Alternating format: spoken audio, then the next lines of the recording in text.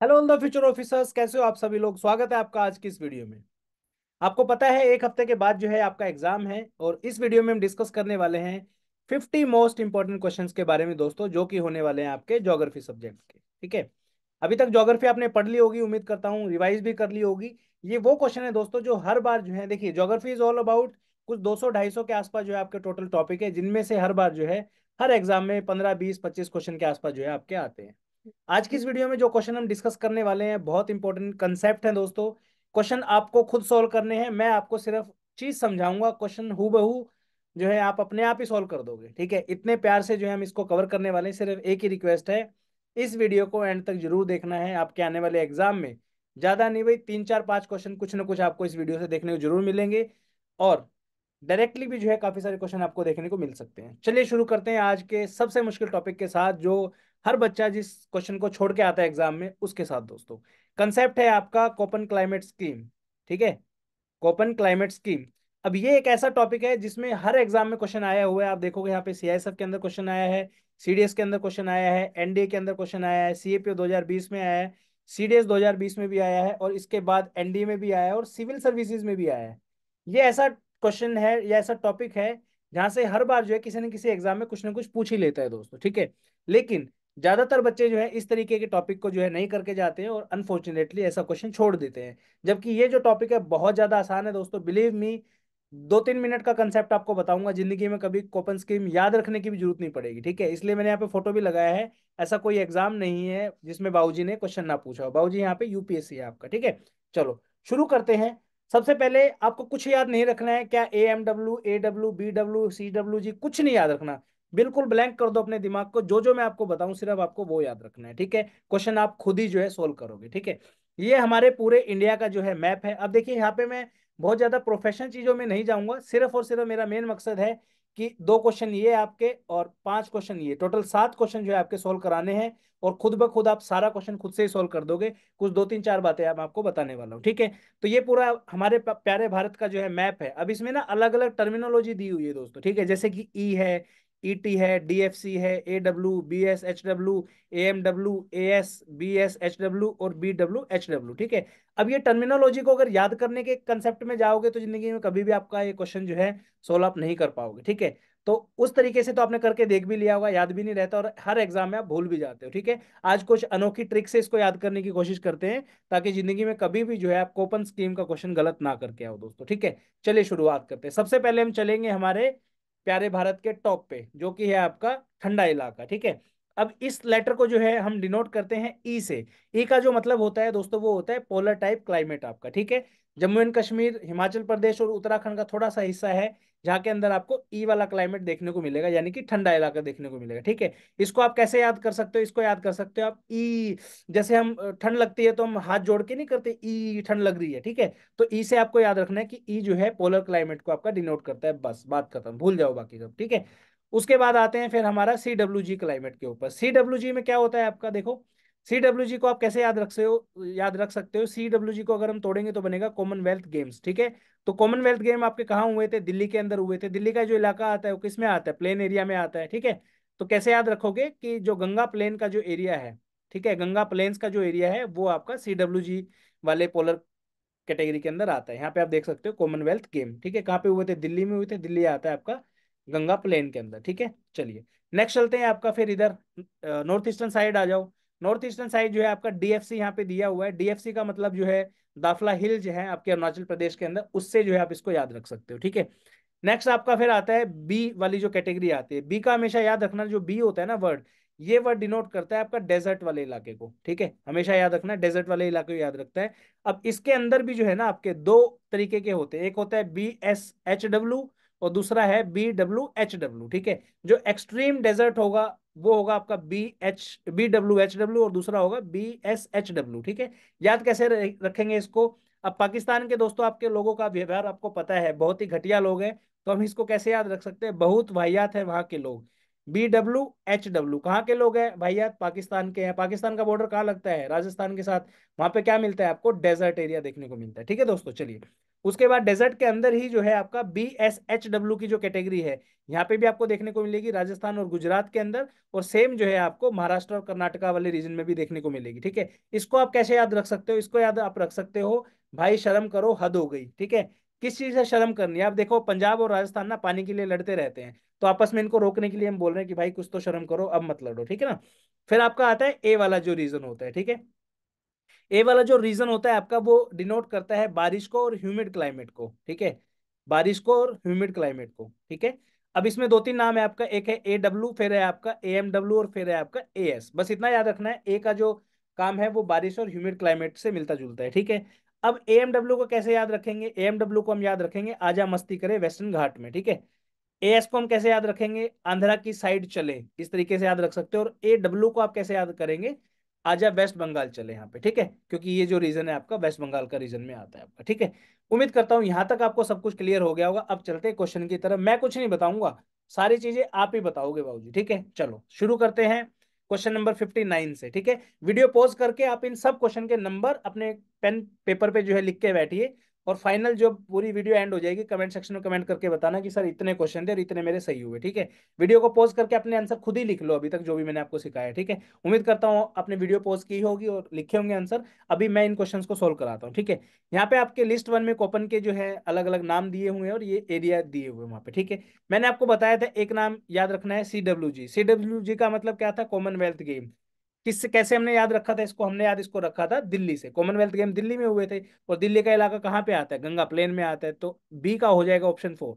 देखो इसमें बी का 4 ऑप्शन कौन सा है? बी का 4 ऑप्शन या तो ऑप्शन ए में है या ऑप्शन सी के अंदर है यहाँ पे। ठीक है, तो यानी कि ऑप्शन बी और ऑप्शन डी आपका एलिमिनेट हो जाएगा। ठीक है, उसके बाद BWHW आएगा आपका। BWHW मैंने क्या बताया था? बहुत भाई आते हैं वहां के लोग। कहाँ के लोग भाई आते हैं? पाकिस्तान के। किसके साथ बॉर्डर मिलता है? राजस्थान के साथ। कैसा एरिया है? डेजर्ट का एरिया है। तो डी का हो जाएगा थर्ड ऑप्शन। ठीक है, डी का थर्ड किस में दिया है? सी ऑप्शन में दिया है, ये आपका आंसर हो जाएगा यहाँ पे। ठीक है, एएस आ गया यहाँ पे आपका। एएस का क्या मतलब मैंने बताया था आपका? एएस का मतलब बताया था जो ईस्टर्न साइड है आपकी। ठीक है, और AMW आजा मस्ती करे वेस्टर्न घाट के अंदर। ठीक है, तो ये आपका ऑप्शन जो है करेक्ट हो जाएगा। नेक्स्ट चलते हैं क्वेश्चन नंबर 32 के ऊपर। सीडीएस का ही क्वेश्चन है। Which one of the following climatic type Koppen scheme is the best suited to describe the climate of the western fringe of Rajasthan? ठीक है, अब मैंने क्या बताया था? राजस्थान के साथ कौन सा बॉर्डर मिलता है? पाकिस्तान का मिलता है। क्या नाम बताया था? पाकिस्तान के साथ बहुत वाहियात है वहां के लोग, तो एक ही आंसर बचता है, सी ऑप्शन। 96 में आ जाओ। 96 में क्या बताना है? ग्रेट नॉर्दर्न प्लेन के बारे में बताना है। ग्रेट नॉर्दर्न प्लेन जो है किससे मिलता है? कॉमनवेल्थ गेम से। दिल्ली का मैंने आपको एग्जांपल देके बताया था, तो CWG आंसर हो जाएगा। उम्मीद कर रहा हूँ आंसर आपके ठीक हो रहे होंगे। नेक्स्ट है आपका ग्रेट इंडियन नदर्न प्लेन्स। अब देख रहे हो, ये वाला भी नदर्न प्लेन का क्वेश्चन पूछ दिया, ये वाला भी नदर्न प्लेन का पूछा हुआ है, तो अगेन इसका आंसर क्या हो जाएगा? Northern plane, CWG, Commonwealth game. ठीक है, यहाँ पे फंस जाओगे अब आप। ठीक है, कैसे फंसोगे? Which one of the following indicates the tropical savanna climate? ठीक है, ट्रॉपिकल सवाना क्लाइमेट में अब यहाँ पे CWG आप एलिमिनेट कर सकते हो इजिली, DFC भी एलिमिनेट कर सकते हो। आपका ए वाला आंसर आएगा, तो इसका जो आंसर आएगा वो आएगा आपका AW, याद रखना है। ठीक है, चलिए नेक्स्ट चलते हैं। आपका क्वेश्चन एनडीए वाला। In the tropical India the tropical savanna AW type of climate prevails largely in. AW मैंने क्या बोला था? ठीक है, दोबारा से दिखा दूं एक बार। AW मैंने कहाँ दिखाया था? AW हमने दिखाया था आपका, कहाँ गया? ये रहा AW आपका, ये वाला रीजन है। ठीक है, तो ये वाला रीजन कौन सा है? ऑप्शन में देखो, राजस्थान का डेजर्ट रीजन है? नहीं जी, क्योंकि वो तो बी से शुरू होता है, बहुत वाहियात से। ठीक है, जम्मू कश्मीर का वाला वहाँ ठंड लगती है, तो ई से शुरू होता है। नॉर्थ ईस्टर्न रीजन जो है वो DFC से शुरू होता है, दाफला हिल से शुरू होता है। एक ही ऑप्शन बताया बचता है, पेनिनसुलर प्लेट्यू रीजन। तो बी ऑप्शन यहाँ पे करेक्ट आंसर हो जाएगा। ठीक है, ये क्वेश्चन है सिविल सर्विस एग्जामिनेशन, IAS के एग्जाम का क्वेश्चन है, सिंपल। ठीक है, मिड लैटिट्यूड डेजर्ट। डेजर्ट यहाँ पे आ गया, तो डेजर्ट का मैंने आपको क्या बताया था? बी से डिनोट होता है, बहुत वाहियात है वहां के लोग। तो क्या हो जाएगा? BWK, सिंपल है। बी का 4 ऑप्शन देखो, बी का 4 ऑप्शन इसमें दिया है, या फिर बी का 4 ऑप्शन डी ऑप्शन में दिया है, यानी कि बी ऑप्शन और सी ऑप्शन आपके एलिमिनेट हो जाएंगे। फिर दूसरा है आपका ट्रॉपिकल वेट। ट्रॉपिकल वेट में हमने देखा था जो ट्रॉपिकल रीजन इंडिया के भी हैं, जैसे कि आपका AW है, आजा मस्ती करे वेस्टर्न घाट में AMW वगैरह है, ये सब जो है ए से रिप्रेजेंट होता है। तो ट्रॉपिकल वेट में जो है आपका AF आ जाएगा। तो ए का फर्स्ट ऑप्शन और बी का फोर्थ ऑप्शन। तो यहाँ पे एक ही ऑप्शन है, ऑप्शन ए। तो करेक्ट आंसर आएगा आपका ए ऑप्शन। ठीक है, उम्मीद करता हूँ ये आपको समझ में आया होगा। अगर आया है तो इसी वीडियो को लाइक मार दो, कमेंट में कमेंट करके बता दो अगर ये पसंद आया है तो। देख लो 2 मिनट के कंसेप्ट पे आपने 7 क्वेश्चन सोल्व कर दिए, चाहे आईएएस का एग्जाम हो, चाहे सीडीएस का हो, एनडीए का हो, सीएपीएफ का कोई भी एग्जाम हो। ठीक है, चलो अब चलते हैं नेक्स्ट कंसेप्ट के ऊपर, जो कि है आपका सोलर सिस्टम के रिलेटेड। ठीक है, बहुत इंपॉर्टेंट टॉपिक है, काफी बार जो है इससे क्वेश्चन जो है आपको देखने को मिलता है। ये है हमारा प्यारा सोलर सिस्टम। इसमें जो है आपका यहाँ पे सन है, ये अपनी पूरी लाइट जो है इस तरीके से डालते हैं। हमारे टोटल 8 प्लेनेट हैं जो आपको याद होने चाहिए। ठीक है, प्लेनेट्स के नाम है मरकरी, वीनस, अर्थ, मार्स, जुपिटर, सैटर्न, यूरेनस और नेपच्यून। ठीक है, साइज के अकॉर्डिंग आप देखोगे सबसे छोटा प्लेनेट आपको मरकरी मिलेगा, और सबसे बड़ा प्लेनेट जो आपका है वो है आपका जुपिटर साइज में। ठीक है, उसके बाद एक छोटे ना पत्थरों की बेल्ट होती है, छोटे छोटे छोटे छोटे आकाश में पत्थर घूम रहे होते हैं। ठीक है, आकाश में इन द सेंस स्पेस की बात मैं यहाँ पे कर रहा हूँ। तो ये दो प्लैनेट्स के बीच में आपको देखने को मिलेंगे। तो क्वेश्चन आपका आता है कि asteroid belt is found between which two planet. तो याद रखना है आपको, मार्स और जुपिटर के बीच में ही दोस्तों ये पत्थरों की बेल्ट आपको दिखाई देगी, जिसको हम एस्टेरॉयड बेल्ट बोलते हैं दोस्तों। ठीक है, अब देखिए 4 प्लैनेट है आपके सूर्य के, ये 4 बहुत करीब है प्लैनेट, तो इनको जो है इनर प्लैनेट बोला जाता है। ये प्लेनेट जो है दोस्तों आपके पत्थर से मिलके जो है बने होते हैं। ठीक है, और इनका जो है सॉलिड नेचर होता है दोस्तों। ठीक है, these are made up of rocks. कौन कौन से प्लेनेट है? मरकरी, वीनस, अर्थ, मार्स, यानी कि एस्टेरॉयड बेल्ट से पहले के जितने प्लेनेट है वो सारे के सारे सॉलिड प्लेनेट है दोस्तों। अब बात करते हैं लास्ट वाले प्लेनेट की। लास्ट वाले जो प्लेनेट हैं ये जो है आउटर प्लेनेट होते हैं, और इनको हम जोवियन प्लेनेट भी बोलते हैं। जोवियन का मतलब होता है बहुत बड़ा, विशाल। ठीक है, और इनको और क्या प्लेनेट बोलते हैं? इनको हम बोलते हैं गैसियस प्लेनेट। क्यों बोलते हैं? क्योंकि इधर वाले तो सॉलिड हो गए, जो इधर वाले हैं ये जो है गैस से मिलके बने होते हैं, इसलिए हम इनको गैसियस प्लेनेट बोलते हैं। जो सबसे बड़ा इशू जो बच्चों को आता है वो आता है सीक्वेंस याद करने में। ठीक है, अब सीक्वेंस आप एनसीईआरटी के हिसाब से देखोगे तो लिखा हुआ है इसमें, my very efficient mother just served us nut. ठीक है, जो सबसे ज्यादा दिक्कत आती है वो आती है इन लास्ट के 3 प्लेनेट को आगे पीछे याद नहीं रहते हैं। इनको याद करने का सबसे बढ़िया तरीका क्या है? मरकरी, वीनस, अर्थ, मार्स, ये चारों आप याद रख लोगे, क्योंकि अर्थ के बाद मार्स है, इजिली आप याद रख सकते हो। और मार्स और जुपिटर के बीच में जो आपका एस्टेरॉयड बेल्ट है ये भी आप याद रख सकते हो। इसको आप याद रख सकते हो जे सन। ठीक है, जे से जुपिटर, एस से सैटर्न, यू से यूरेनस और एन से नेपच्यून दोस्तों। ठीक है, डेंसिटी की बात करूं तो सबसे जो ज्यादा डेंसिटी होती है वो होती है आपकी अर्थ की। ठीक है, याद रखना है आपको ये। और मार्स के जो है आपके 2 सैटेलाइट आपको देखने को मिलेंगे, फोबोस और डिमोस। ठीक है, ये आपको याद रखना है। चलिए अब इनके कुछ क्वेश्चंस देख लेते हैं। सबसे पहला क्वेश्चन है 36 क्वेश्चन सीएपीएफ में आया था, विच of the following represent the inner planet. मैंने क्या बताया था? इनर प्लेनेट कौन से होते हैं? एस्ट्रॉयड बेल्ट से और सन के जो है बीच में जो होते हैं उनको हम इनर प्लेनेट बोलते हैं। ठीक है, तो planet between the sun and the earth नहीं, planet between the sun and the belt of asteroid, बिल्कुल सही बात है। तो बी ऑप्शन यहाँ पे आपका करेक्ट हो जाएगा। ठीक है, वीडियो पॉज करके सभी के आंसर दो और कमेंट में टोटल स्कोर बताना आपका क्या है। The 4 planet closest to the sun are called. मैंने आपको बताया था 4 प्लेनेट जो है आपके टेरेस्ट्रियल प्लेनेट है, यहाँ पे लिखा भी हुआ है दीज आर इनर प्लेनेट और टेरेस्ट्रियल प्लेनेट। ठीक है, और ये सॉलिड नेचर के होते हैं। नेक्स्ट है आपका question number 88, which of the following groups of planets is termed as gas planet as they are composed of primarily of lighter ices, liquid and gases. अब इस तरीके के क्वेश्चन में ना एक ऑप्शन आपको पकड़ना है, क्योंकि वही आपका काम खराब कर रहा होगा हर जगह, देख लेना। ठीक है, अब इसमें आप देखोगे यहाँ पे मार्स आ गया आपका, इसमें भी मार्स आ गया और इसमें भी मार्स आ गया, तो तीनों में जो कॉमन है उसको काट दो, क्योंकि मार्स जो है वो इनर प्लेनेट है, टेरेस्ट्रियल प्लेनेट है, पत्थर से मिलकर बना है। हमें बताने गैसियस प्लेनेट, तो गैसियस कौन से हो जाएंगे? बी ऑप्शन के सारे आपके जो है करेक्ट आंसर है, जुपिटर, यूरेनस, नेपच्यून और सैटर्न। ठीक है, नेक्स्ट है आपका question number 48, which one of the following is called the terrestrial planet. तो टेरेस्ट्रियल प्लेनेट जो है इनमें से कौन सा है? Mercury, Jupiter, Saturn, Uranus. Again यहाँ पे आपका मरकरी हो जाएगा, क्योंकि बाकी के जो 3 है ये आपके जोवियन प्लेनेट है दोस्तों। कौन से हैं? जोवियन या फिर गैसियस प्लेनेट इनको बोल सकते हो। ठीक है, नेक्स्ट है आपका question number 114, which among the following planet is the smaller in the size than the earth. Earth से जो है इनके स्मॉलर जो है कौन सा है? तो सबसे छोटा जो है, आप इनमें से 4 ऑप्शन देखोगे तो वीनस आपका यहाँ पे आपको देखने को मिलेगा। ठीक है, वीनस से भी छोटा कौन सा है? मरकरी है दोस्तों। नेक्स्ट है आपका लास्ट क्वेश्चन इस पर्टिकुलर टॉपिक का, वो है आपका consider following planet about some planet in the solar system. Mercury has no atmosphere. Venus has 2 moons. There is no land on Jupiter. Rings of Saturn are composed of lumps of ice and dust. Ice and dust वाला हमने पढ़ा था, तो ये तो बिल्कुल सही statement है। लैंड जो है जुपिटर पे नहीं है, क्योंकि प्योरली ये जो है गैस का बना हुआ है, तो ये भी स्टेटमेंट सही है। वीनस हैज 2 मून्स, ये स्टेटमेंट दोस्तों थोड़ी सी गलत है, रीजन बिंग वीनस के ऊपर कोई मून ही नहीं है, तो सेकंड स्टेटमेंट आपकी गलत हो जाएगी, तो ये ऑप्शन आंसर नहीं हो सकता आपका। अब यहाँ पे फर्स्ट ऑप्शन है मरकरी हैज नो एटमोस्फेयर, ये बात भी जो है आपकी बिल्कुल सही है। तो 1, 3 and 4 will be the correct answer ही है। ठीक है, चलो आगे चलते हैं। अभी आगे फिर आपका आता है बहुत इंपॉर्टेंट टॉपिक जो कि आपका लैटिट्यूड और लॉन्गिट्यूड से मिलता हुआ काफी सारे क्वेश्चन आप देखोगे एनडी और सीडीएस एग्जाम में, इवन सीएपीएफ सीएससी एग्जाम में भी यहाँ से आते हैं। कितने क्वेश्चन है? 1 2 3 4 5 6 7 8 9 10 11, 11 क्वेश्चन आपके सोल्व हो जाएंगे सिर्फ छोटे से कंसेप्ट पे। दो और भी हैं, 13 क्वेश्चन है दोस्तों यहाँ से, ठीक है। चलिए सबसे पहले हम समझते हैं, ये हमारी प्यारी पृथ्वी है। पृथ्वी के ऊपर, ठीक है, कुछ लाइंस की हमें जरूरत पड़ती है दोस्तों। अब फॉर एग्जांपल मैं दिल्ली के अंदर बैठा हूं, तो मुझे किसी को बताना है कि यार मैं दिल्ली में हूं, तो कोई न्यूयॉर्क से मुझे मिलने आना चाहता है, तो उसको मुझे अपने कोऑर्डिनेट्स देने पड़ेंगे। गूगल मैप पे भी आपने कोऑर्डिनेट्स के बारे में पढ़ा होगा दोस्तों। तो कोऑर्डिनेट्स जो होते हैं आपके दो पॉइंट से मिलके बनते हैं, एक है आपका लैटिट्यूड, एक है आपका लॉन्गिट्यूड, ठीक है। तो हॉरिजॉन्टल लाइन जितनी भी होती है उनको हम लैटिट्यूड बोलते हैं, और वर्टिकल लाइन जितनी भी होती है इसको हम आपका लॉन्गिट्यूड बोलते हैं, ठीक है। याद कैसे रख सकते हो? लेटी हुई लाइन है ये देखो, ठीक है, लेटी हुई लाइन इनको बोलते हैं, तो ये आपका लैटिट्यूड हो गया, लंबी लाइन है यानी कि लॉन्गिट्यूड हो गया, ठीक है। एक इंपॉर्टेंट चीज यहाँ पे समझने वाली ये है कि पूरी अर्थ के ऊपर जितने भी लैटिट्यूड्स होते हैं वो सारे पैरेलल होते हैं, ये याद रखना है आपका, ठीक है।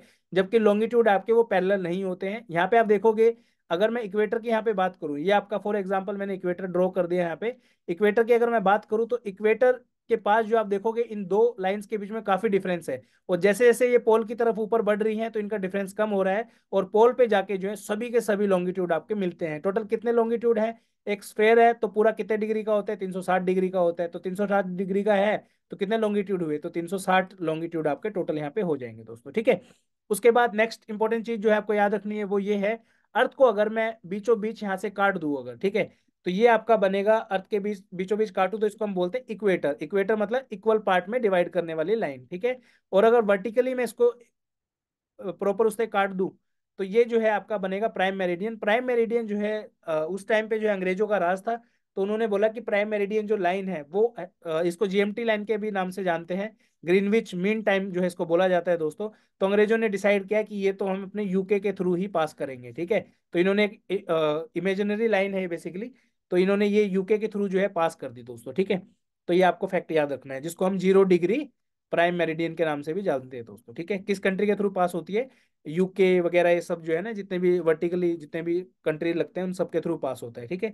अब एक चीज समझते हैं, अगर ये पूरा अर्थ है आपका ये वाला, इसको मैं अगर बीच से काट दूं, ठीक है, तो ये जो चीज है ये कन्वर्ट होके क्या कैसा दिखेगा? ये आपका कन्वर्ट होके दिखेगा ऐसा। बहुत ही इंपॉर्टेंट चीज है यहाँ पे, आपको कुछ चीजें समझनी है दोस्तों, क्योंकि इसी पे काफी सारे क्वेश्चंस आपके जो है आते हैं दोस्तों, ठीक है। मान लीजिए मैंने बताया था जो अभी जस्ट प्राइम मेरिडियन के बारे में, जिसके बारे में बात कर रहा था, वो ये लाइन है। यहाँ पे जो है मैंने यहाँ पे लाइन काट दी यहाँ पे। इससे जो है अर्थ दो पार्ट में डिवाइड होगी। इधर वाली जो पार्ट है ये आपका ईस्टर्न हेमिस्फेयर हो गया, इधर वाला जो पार्ट है आपका ये वेस्टर्न हेमिस्फेयर हो गया। कैसे याद करते हैं ईस्टर्न और वेस्टर्न, नॉर्थ साउथ को? ये आपका जो है मैपिंग का जो है प्रोसेस होता है, ईस्ट वेस्ट, ऊपर वाला नॉर्थ होता है, नीचे वाला साउथ होता है, ठीक है। तो ये वाला जो आपका कौन सी लाइन हुई? 0 डिग्री प्राइम मेरिडियन लाइन, या फिर जीएमटी भी बोलते हैं इसको, ग्रीनविच मीन टाइम लाइन, ठीक है।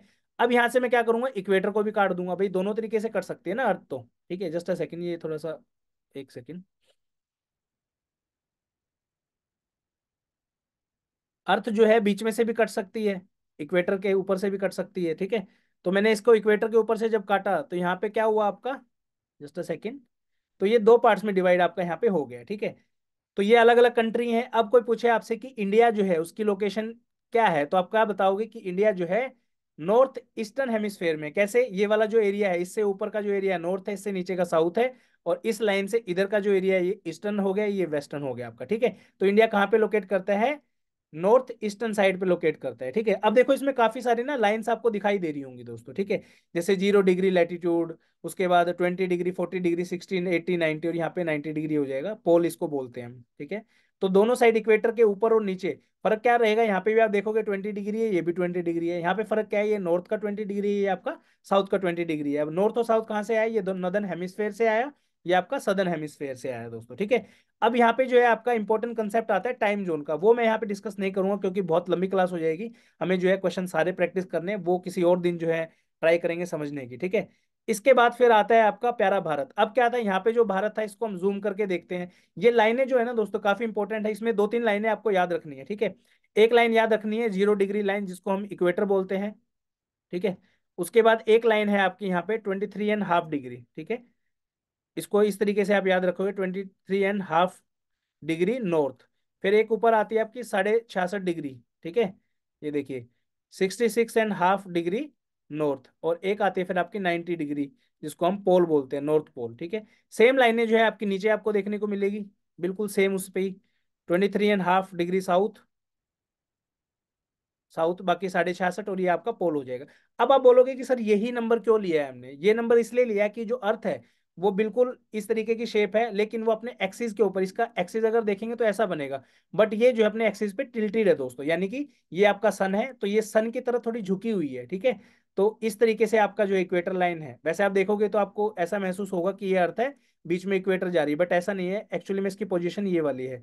ये अर्थ हुई आपकी, ये आपका सन है, ये अपनी पूरी लाइटिंग छोड़ता है यहाँ से, और इस तरीके से आपका ये ओरिजिनल एक्सिस हो गया इसका, और ये जो है आपकी इसकी तिरछी एक्सिस पे ये झुकी हुई है, और ये आपका इक्वेटर हो गया, ठीक है। तो नदर्न हेमिस्फेयर जो है ये सन की तरफ झुका हुआ है, इसी की वजह से आपके फिर आपको season formation, day and night, वो सब देखने को मिलेगा। वो भी कंसेप्ट हम किसी और वीडियो में डिस्कस करेंगे, ठीक है। अब इंडिया का जो ये मैप था, इसको जूम करके चलते हैं, क्योंकि यहाँ पे कुछ इंपॉर्टेंट टॉपिक्स हैं हमारे, जहाँ से क्वेश्चन आपके आते हैं, ठीक है। सबसे पहले क्वेश्चन आपसे पूछा जाएगा कि इंडिया के थ्रू जो आपकी इंडियन स्टैंडर्ड टाइम है, देखिए हर कंट्री का एक स्टैंडर्ड टाइम है, तो उसकी लाइन जो है वो कहाँ से पास होती है। तो 82.5 डिग्री की जो लाइन है आपकी, वो यहाँ पे मैं बना दे रहा हूँ। ये आपकी 82.5 डिग्री की जो है लाइन बन गई है, ठीक है। अब ये जो लाइन है, ये लाइन जो है किस किस स्टेट से पास होती है, इसके ऊपर आपका क्वेश्चन कई बार आता है दोस्तों, ठीक है। तो पहला स्टेट कौन सा है आपका? उत्तर प्रदेश है। दूसरा स्टेट कौन सा है आपका यहाँ पे? ये थोड़ा सा इस साइड होगा, मध्य प्रदेश भी इसमें इंक्लूडेड है दोस्तों, थोड़ा सा ऐसे ही होगा, ठीक है।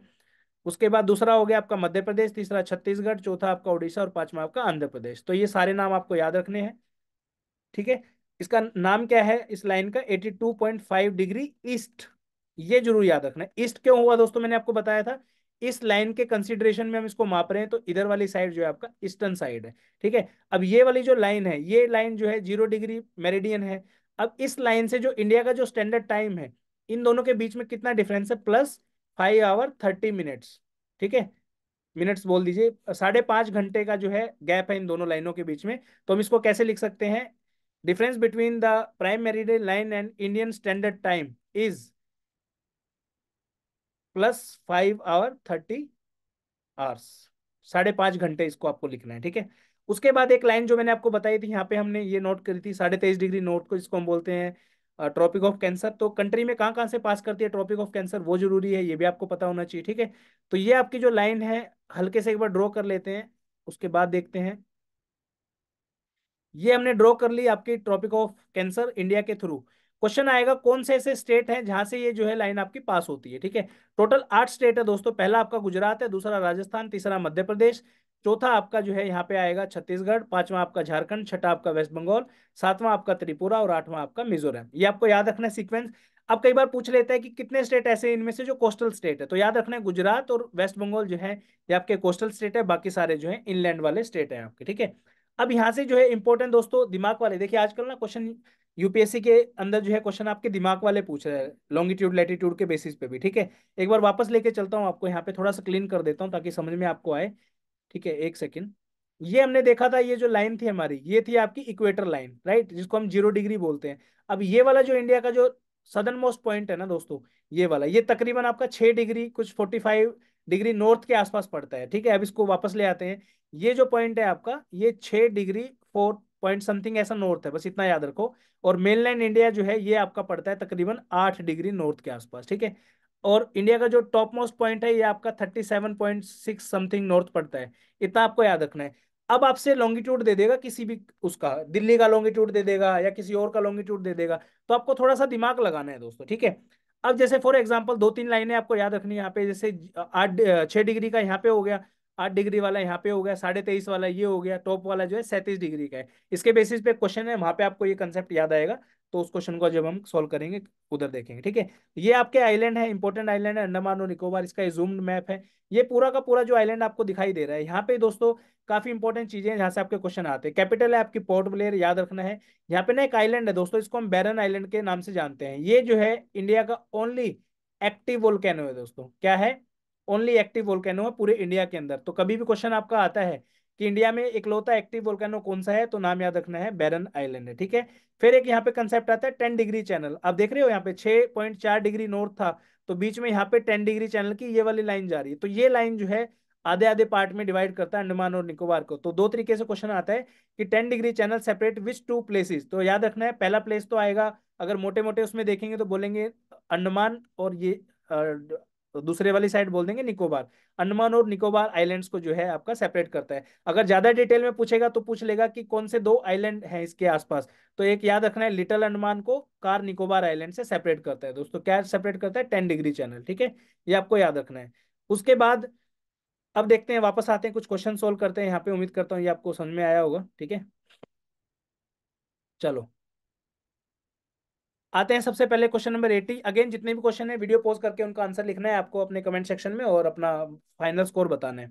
पहला है, the a geographical grid has line that run east to west around the globe to mark latitude. ये आपकी अर्थ है, ये आपका पूरी की पूरी ईस्ट से वेस्ट की तरफ जो लाइनें लगती हैं इसको हम क्या बोलते हैं? लैटिट्यूड बोलते हैं। तो बिल्कुल सही बात है, हॉरिजॉन्टल लाइन है। फिर a line that run from north to south, ये आपका नॉर्थ है, ये साउथ है। ऊपर से नीचे की तरफ जो लाइन लगती है उसको हम बोलते हैं लॉन्गिट्यूड। तो ये दोनों ही लाइनें जो है बिल्कुल सही है, तो करेक्ट आंसर आएगा आपका सी ऑप्शन। नेक्स्ट है आपका सीडीएस का question, which of the following longitude is the standard meridian of India. अब यहाँ पे मैंने आपको क्या बताया था, 82.5 डिग्री ईस्ट है दोस्तों, ठीक है। इसको हम दूसरे तरीके से कैसे लिख सकते हैं, 82.30 डिग्री ईस्ट, ऐसे भी आप लिख सकते हो, ठीक है। तो 83 वाला तो वैसे ही कट जाएगा यहाँ पे, ठीक है। उसके बाद 82 के दो ऑप्शन आपके बचते हैं, एक में वेस्ट दे रखा है, एक में ईस्ट दे रखा है। मैंने आपको बताया था ईस्टर्न साइड है, तो बी ऑप्शन यहाँ पे करेक्ट आंसर आएगा आपका, ठीक है। नेक्स्ट है आपका question number 19, the tropic of cancer passes through how many coastal and landlocked states of India respectively, ठीक है। तो मैंने आपको पूरा बताया था कि गुजरात जो है वो और वेस्ट बंगाल जो है ये दो कोस्टल स्टेट है, बाकी सारे आपके लैंडलॉक्ड स्टेट है। तो कौन सा ऑप्शन हुआ? टोटल 8 थे, 8 में से दो आपके हो गए आपके कोस्टल, और बाकी लैंडलॉक हो गए 6, तो 2 और 6 इसका करेक्ट आंसर हो जाएगा, ठीक है। नेक्स्ट है आपका question number 63, which of the following statement is are correct with respect to time zone in India. There is one standard time for the whole country. ये जो स्टैंडर्ड टाइम है आपका पूरी कंट्री का एक ही है, चाहे वो लक्षद्वीप हो, चाहे वो जम्मू कश्मीर हो, चाहे वो अंडमान निकोबार हो, कोई भी प्लेस है पूरे इंडिया का, यही स्टैंडर्ड टाइम है। Andaman and Nicobar islands and Lakshadweep island have different time zone, तो ये स्टेटमेंट आपकी गलत है यहाँ पे दोस्तों। तो बी ऑप्शन हट जाएगा, सी भी हट जाएगा, क्योंकि यहाँ पे भी 2 दे रखा है। नेक्स्ट है, Indian standard time is 5.5 hour behind GMT. तो यहाँ पे आपका बिहाइंड जीएमटी, अब बच्चे क्या करेंगे, 5.5 आवर्स देख लेंगे, यहाँ पे ये नहीं देखेंगे अहेड ऑफ जीएमटी। मैंने बताया था ना, 0 डिग्री लाइन जिसको हम प्राइम मेरिडियन लाइन भी बोलते हैं, जीएमटी भी बोलते हैं, इससे प्लस में 5 आवर 30 मिनट्स है, लेकिन यहाँ पे क्या बोल रहा है, बिहाइंड। बिहाइंड मतलब माइनस में, तो ये भी स्टेटमेंट गलत हो जाएगी। तो one only will be the correct answer ही है। क्वेश्चन को बहुत ध्यान से समझना है, क्योंकि ऐसे ही क्वेश्चन में आपको फंसाएगा, इतना आसान कंसेप्ट है, बस फिर भी आप क्वेश्चन को गलत करके आओगे, तो क्वेश्चन को 2 बार पढ़ना है। ये वाला क्वेश्चन मेरा फेवरेट है, बहुत ही प्यारा क्वेश्चन है। I'm want to visit a place in a union territory. सबसे पहली बात तो यूनियन टेरिटरी है, तो ऑप्शन में सारी ही यूनियन टेरिटरी दे रखी है। Which is located at 34 degree north and 77 degree east, which one of the following union territory must he have plan to visit, ठीक है। अब मैंने आपको बताया था अंडमान निकोबार 6 डिग्री से लेके 10, 12, 13 डिग्री के आसपास है, तो यहाँ पे 34 डिग्री नॉर्थ दे रखा है, यानी कि ऊपर इंडिया का जो टॉप मोस्ट है वो 37 डिग्री नॉर्थ है, तो उसके पास में है, तो टॉप मोस्ट रीजन का जो भी यूटी होगी आपकी वो इसका आंसर होगा। लक्षद्वीप भी आपका इसी रेंज में पड़ता है, 8-9 की रेंज में। पुडुचेरी जो है वो आपको मैंने बताया था, ये आपका दोबारा से देख लो मैप इंडिया का, जस्ट अ सेकेंड। ये आपका पुडुचेरी है, यहाँ पे ये कितना है, यहाँ पे अगर 8 है तो ये 10 हो जाएगा। 34 आपका कहाँ होगा, लद्दाख में होगा, ये वाला जो रीजन है, ठीक है। तो इसका जो करेक्ट आंसर बनेगा दोस्तों वो आपका आएगा, क्या आएगा बताओ, Ladakh. D option will be the correct answer. Next है आपका, consider the following statement, distance between the longitude becomes zero on the north pole and the south pole, ठीक है। लॉन्गिट्यूड का मैंने आपको क्या बताया था, ये अर्थ है, ठीक है, ये आपकी इक्वेटर है, और ये आपका प्राइम मेरिडियन मान के चलो, ठीक है। लॉन्गिट्यूड कुछ इस तरीके से होते हैं आपके, ऐसे, ठीक है। स्टेटमेंट पढ़ो अब क्या है, distance between the longitudes become zero on north pole and the south pole. बिल्कुल सही बात है, यहाँ पे डिस्टेंस मैक्सिमम होगा, नॉर्थ पोल पे जाके जीरो हो जाएगा, ठीक है। ये स्टेटमेंट सही है, यानी distance between the longitude is maximum on the equator, ये भी बात सही है, यहाँ पे डिस्टेंस मैक्सिमम होगा, पोल पे जीरो हो जाएगा, ये भी स्टेटमेंट सही है।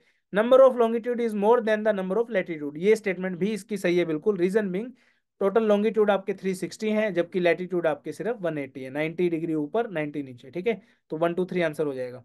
नेक्स्ट है आपका क्वेश्चन नंबर 136, टाइम जोन का क्वेश्चन है, फिर भी मैं जल्दी से एक बार करा देता हूँ। If it is 12 Noon in new Delhi, what will be the time in London UK, ठीक है। एक सिंपल सी चीज याद रखनी है, इंडिया का जो टाइम है वो 5.5 घंटे आगे है, ठीक है, प्लस में है, किससे, लंदन के टाइम से, यूके के टाइम से। यहाँ पे 0 डिग्री प्राइम मेरिडियन की बात यहाँ पे हो रही है, ठीक है। तो हमें क्या करना है, सिंपल जो भी टाइम दिया गया है दिल्ली का, उसमें से 5.5 घंटे जो है वो घटा देने हैं, ठीक है। तो दोपहर के 12 अगर बज रहे हैं तो 5:30 घटाएंगे तो इसमें कितना होगा, सुबह के 6:30 बज जाएंगे यहाँ पे दोस्तों। ठीक है, देख लेना एक बार, 12 में से 5 गया कितना हुआ, 12 में से 5:30 गया 6:30, और ये यहाँ पे 7 और 5 12, हाँ 6:30 AM हो जाएंगे। PM काट दो, PM की रिक्वायरमेंट नहीं है क्योंकि नून है, नून से पहले आपका मॉर्निंग ही होता है। ठीक है, तो एक ही ऑप्शन बचता है, A option. Question number 109, again very favourite question. While watching news, you hear about a place of which you had never heard earlier. You want to know more about the place and you want to locate it on the map. Which of the following things are required to able to locate the place on the map? मैंने आपको बताया था कोई भी जगह आपको अगर उसकी एग्जैक्ट लोकेशन चाहिए तो आपको लॉन्गिट्यूड और लैटिट्यूड दोनों की जरूरत पड़ेगी। ठीक है, तो only latitude of a place, only longitude, ये दोनों गलत हो जाएंगे। Both longitude and latitude is required दोस्तों। ठीक है, चलो नेक्स्ट है आपका क्वेश्चन नंबर 108।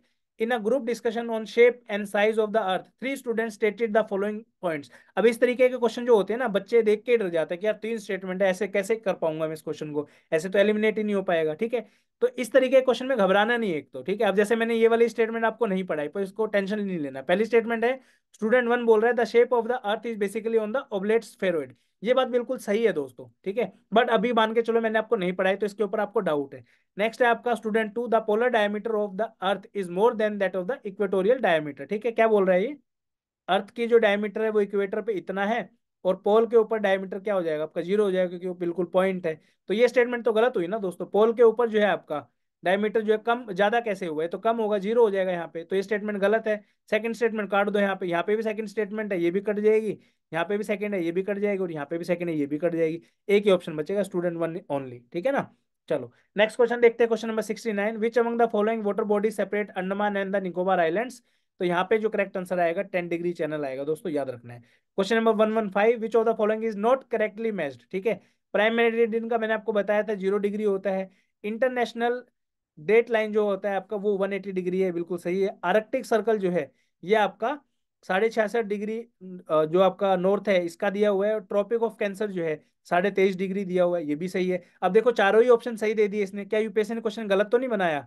अब ध्यान से देखो, आपके हिसाब से क्वेश्चन मेरे हिसाब से तो गलत है, बट आपके हिसाब से क्या है, वीडियो को पॉज करके देखो दोस्तों। यूपीएससी ने क्वेश्चन बिल्कुल सही बनाया है, आपके दिमाग के साथ प्ले यूपीएससी ने किया है। यहाँ पे नॉर्थ की जगह यहाँ पे साउथ लिख दिया है। ट्रॉपिक ऑफ कैप्रिकॉर्न होता है साउथ में, यहाँ पे जो है नॉर्थ आना था यहाँ पे। ठीक है, तो ये ऑप्शन जो है करेक्टली मैच नहीं है दोस्तों। ठीक है, छोटी छोटी मिस्टेक से आपको बचना है, क्योंकि एग्जाम में ये छोटी मिस्टेक ही आपको लेके बैठ जाती हैं, जिसकी वजह से जो है आप एग्जाम क्वालिफाई नहीं कर पाते हो। तो ऐसी मिस्टेक्स आपको नहीं करनी है दोस्तों। ठीक है, नेक्स्ट है, in India where it is the only live volcano located, only live volcano located, CAP 2005 का क्वेश्चन है। तो यहाँ पे आप देखोगे बैरन आइलैंड मैंने आपको बताया था, जो कि ओनली एक्टिव वोल्केनो है। नेक्स्ट है आपका the volcanic island Barren Island is located in which country, Chile, India, Italy and Iceland. तो correct answer will be India only. ठीक है, तो ये सीआईएसएफ एलडीसी का क्वेश्चन है, 2017 का है दोस्तों। ठीक है, चलिए दोस्तों अब देखते हैं इंडिया के इंपॉर्टेंट लोकेशन और उनके फैक्ट्स के बारे में दोस्तों। रीजन बीइंग, यहाँ से बहुत सारे क्वेश्चन आपके एग्जाम में आने वाले। इस सिंगल पेज से दोस्तों डेफिनेटली गारंटेड आपको कुछ ना कुछ देखने को जरूर मिलेगा एग्जाम में दोस्तों। Very very very important concept है आपके इस पूरे पेज में। ये आपका जो पीडीएफ है, आपको वीडियो की डिस्क्रिप्शन में उसका लिंक मिल जाएगा, जाके जो है इस पीडीएफ को पूरा आप डाउनलोड करना और अच्छे तरीके से इसको पढ़ना। यहाँ से काफी क्वेश्चन आपको एग्जाम में देखने को मिलेंगे। जल्दी जल्दी से मैं एक बार बता देता हूँ आपको क्या कुछ आपको यहाँ से देखने को मिल सकता है। ठीक है, सबसे पहले मैंने आपको बताया लैटिट्यूड जो हॉरिजॉन्टल लाइन होती है, लॉन्गिट्यूड ऑलरेडी मैं डिस्कस कर चुका हूँ।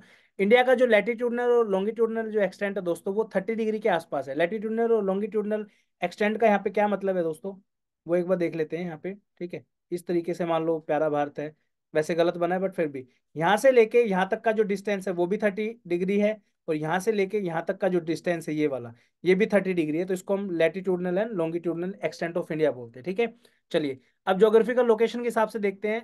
आपका मैंने बताया था नॉर्थ ईस्टर्न हेमिस्फेयर में इंडिया लोकेटेड है। स्टेट की बात करूँ तो 28 स्टेट है टोटल और 8 यूनियन टेरिटरीज हैं।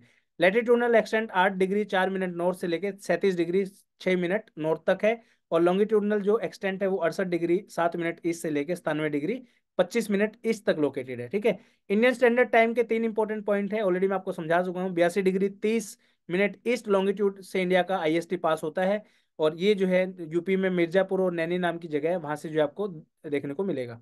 उसके बाद इंडिया का जो स्टैंडर्ड टाइम है वो जीएमटी से 5 घंटे 30 मिनट आगे है दोस्तों। ठीक है, याद रखना है ईस्ट से वेस्ट का जो एक्सटेंट है वो आपका 2933 किलोमीटर है, और साउथ नॉर्थ से साउथ का जो है 3214 किलोमीटर है। ठीक है।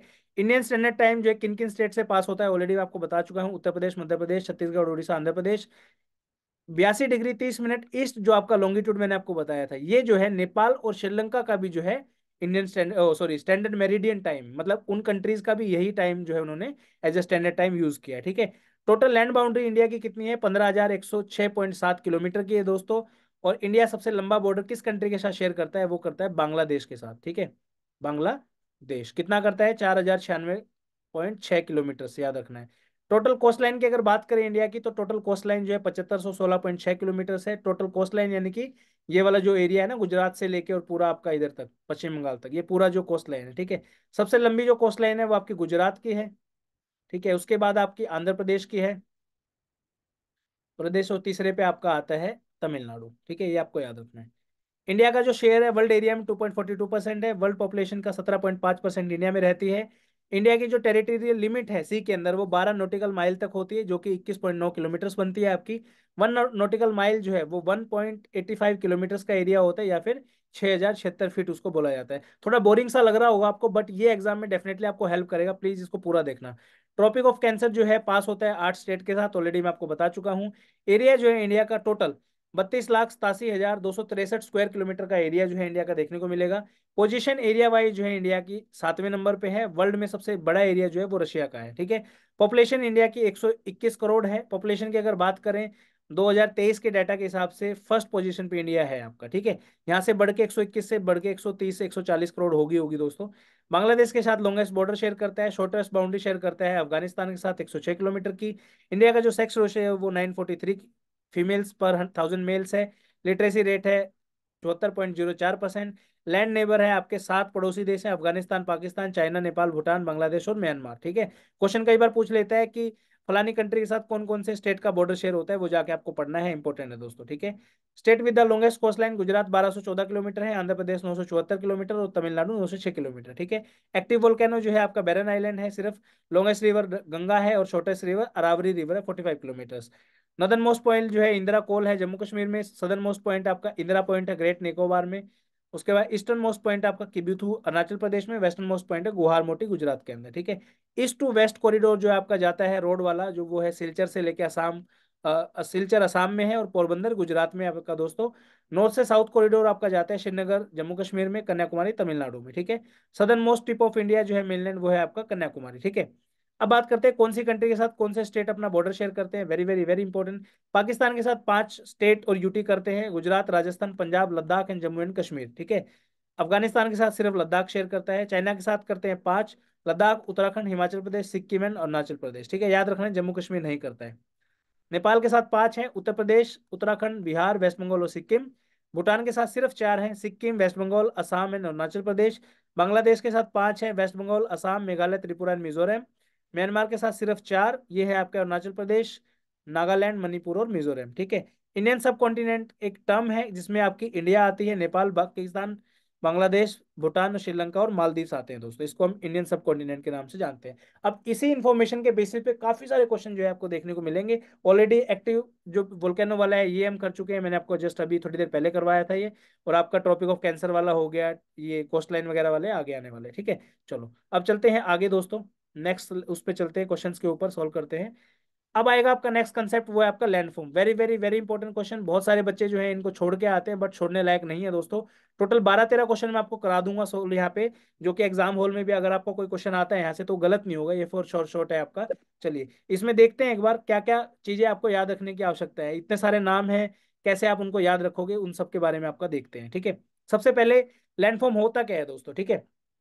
फॉर एग्जाम्पल मैंने एक रेती का ढेर डाला, रेती का ढेर यानी कि घर बनाने में जो रेत या मिट्टी यूज होता है, वो उसका ढेरी मैंने लगा दी। आप देखोगे 1 हफ्ते 10 दिन के बाद जो है ये इसकी हाइट है ना, ये कम होती चली जाएगी। 1 महीने बाद ये बिल्कुल ही कम हो जाएगी। ऐसा क्यों होता है दोस्तों? हवा चल रही है, हवा अपने साथ जो है इन मिट्टी के कणों को उड़ा के लेके जाएगी। अब यहाँ से जो है आप देखोगे, यहाँ से मिट्टी के कण जब उठेंगे तो इसका साइज जो है कम होता चला जाएगा। तो इस चीज को हम बोलते हैं इरोजन दोस्तों।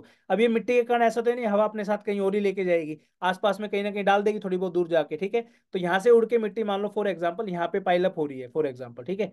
तो ये वाली जो प्रोसेस है ये आपकी इरोजन होगी, जो आगे जाके जो है कहीं डिपॉजिट हो रही है, तो उसको हम डिपोजिशन बोलते हैं। ठीक है।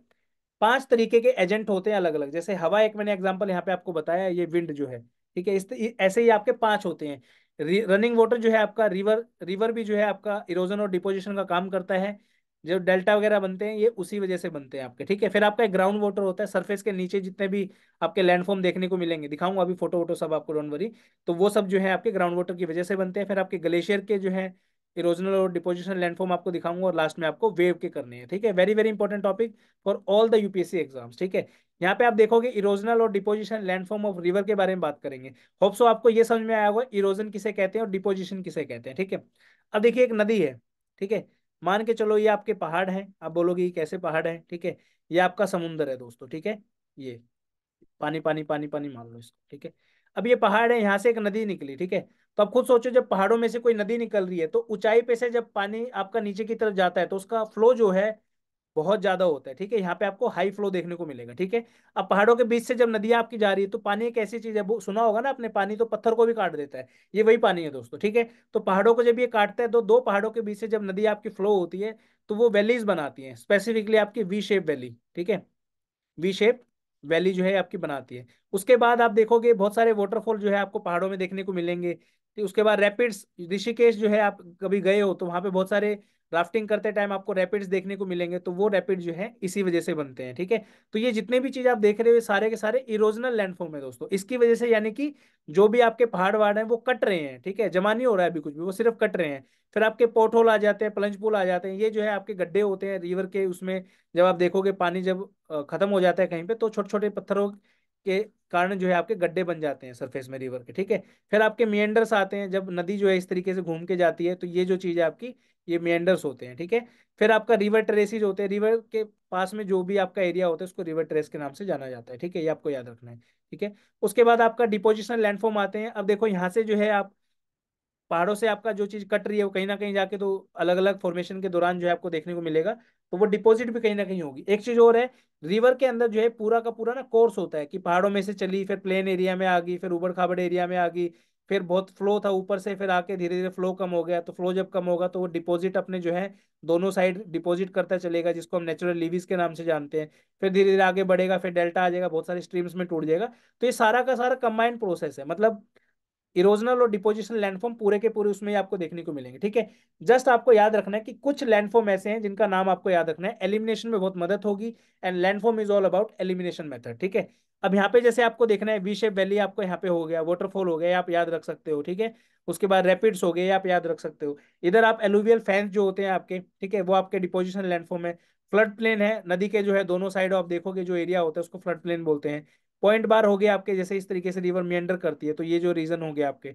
मियंडर जो है, जो रिवर आपके टेढ़ी मेढ़ी होके चलती है उसको मियंडरिंग बोलते हैं, ठीक है। और इस मियंडरिंग के बाद जो है रिवर इस तरीके से फिर सीधी बहने लगती है, तो ये वाला जो एरिया बचता है इसको हम ऑक्सबो लेक बोलते हैं, लेक्स हो जाती हैं कई सारी। फिर ब्रेडेड चैनल आते हैं जो बहुत सारे टुकड़ों में जो है नदी टूट जाती है। देन लास्ट में आपका डेल्टा आ जाता है, ठीक है। तो नाम याद रखने हैं, जैसे नेचुरल लीवी हो गया, मियंडर हो गया, ऑक्सबो लेक हो गया, ये सारे के सारे आपके डिपोजिशन लैंडफॉर्म है। किसके हैं? रनिंग वाटर के हैं दोस्तों, याद रखना है, ठीक है। चलो नेक्स्ट पे चलते हैं अपना।